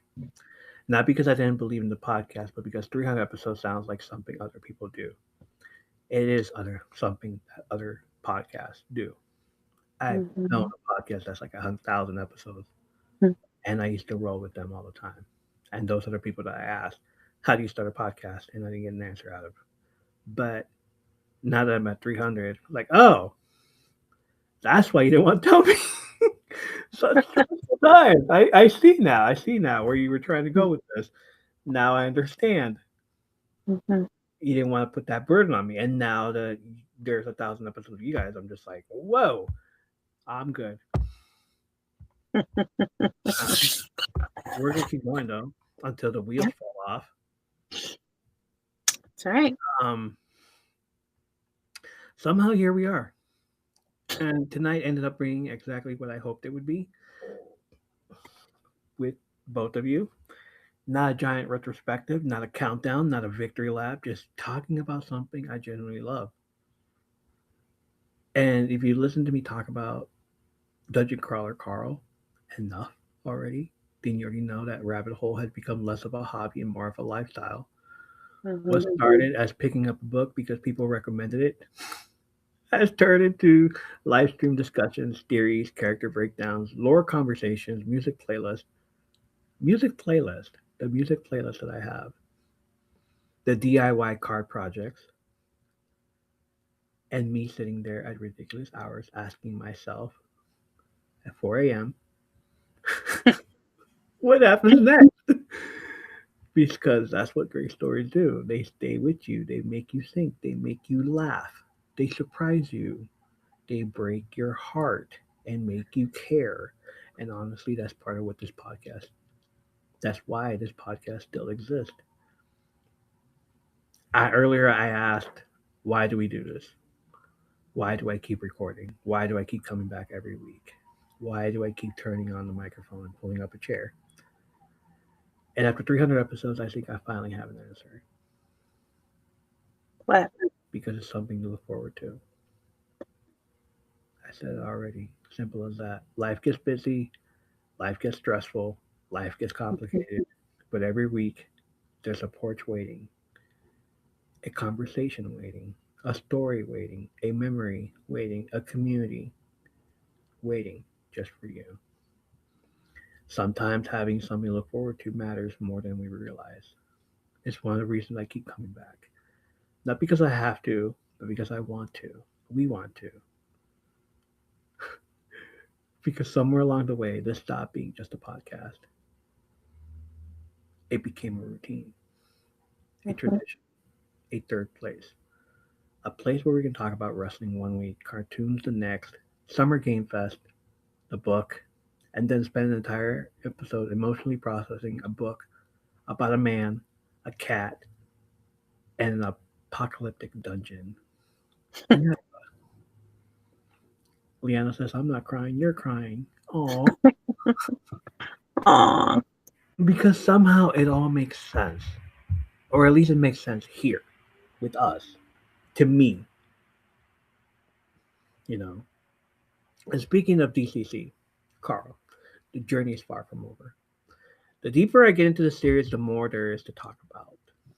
The floors, the factions, the lore, the callbacks, the emotional damage, the absolute insanity. And at this point, there's a very possibility I end up doing an entire separate podcast just to talk about Dungeon Crawler Carl by itself. Some more stress on me. Great. Yeah, sure. Why not? 300 more episodes about this, something I love. Mhm. Yes, please. Every time I think I finally caught up, the series finds a new way to pull me back in. Mhm. I'm okay with that. We got a lot more coming too. We'll have plenty of Father's Day questions coming up. I want to know about yours. You want to know about mine? Lack thereof. I want to know about you guys. More pod deck conversations, more top five lists, more rankings. Oh, we're gonna rank the heck out of this freaking book. More debates, more stories from the community, more stories from listeners, more wrestling stories from you, more stories from Greg, more stories from everybody here. But before we head out, don't forget to check out the YouTube channel, not just for podcast episodes, but for gaming streams like Marvel Rivals and Lego Batman Legends of the Dark Knight, plus the late night hangs on the ongoing DCC read through and analysis, and continued journey as the insanity somehow continues to escalate. The porch has gotten a lot bigger than just a podcast, and that's because of all of you. Thank you for spending part of your week with us. Thank you for sharing your memories. Thank you for answering questions, joining the conversations, hanging out in the comments, and showing up week after week. Thank you for helping turn this little nostalgia project, this little engine that could, this little tiny engine, this little spoke in the wheel, Yeah. chugga chugga chugga chugga chugga chugga. You turned this into a community. 300 episodes later, that's still a part I'm most proud of. Very proud of it. I'm gonna cry after this episode is over. I'm gonna just. All right, Menace, Greg, Leanna, Jane, everybody who's listening. Before we really go, you ready? Ready. Take a breath with me. If you've been here for one episode, if you've been here since day one, thank you. If you've been here for 100 episodes, thank you. If you've been here since the beginning, thank you. If you've been here since episode 299, I appreciate you. Hmm. Thank you. The stories matter, the memories matter, the people matter, our community matters. And after 300 episodes, that's the biggest lesson I've learned. Thank you for spending that time here in my third place, not home, not work, just a space where we show up to tell our stories, share what we're passionate about, and leave the porch light on for whoever needs it. Take care of each other. Menace, take care of yourself. Hmm. This is the M3P podcast, where community, creativity, nostalgia, and sometimes complete dungeon crawler Carl and Sandy always have a seat on the porch. 300 episodes down, the next story starts now. And we'll see you next time. Before I go, Alexa, play Lip Gloss.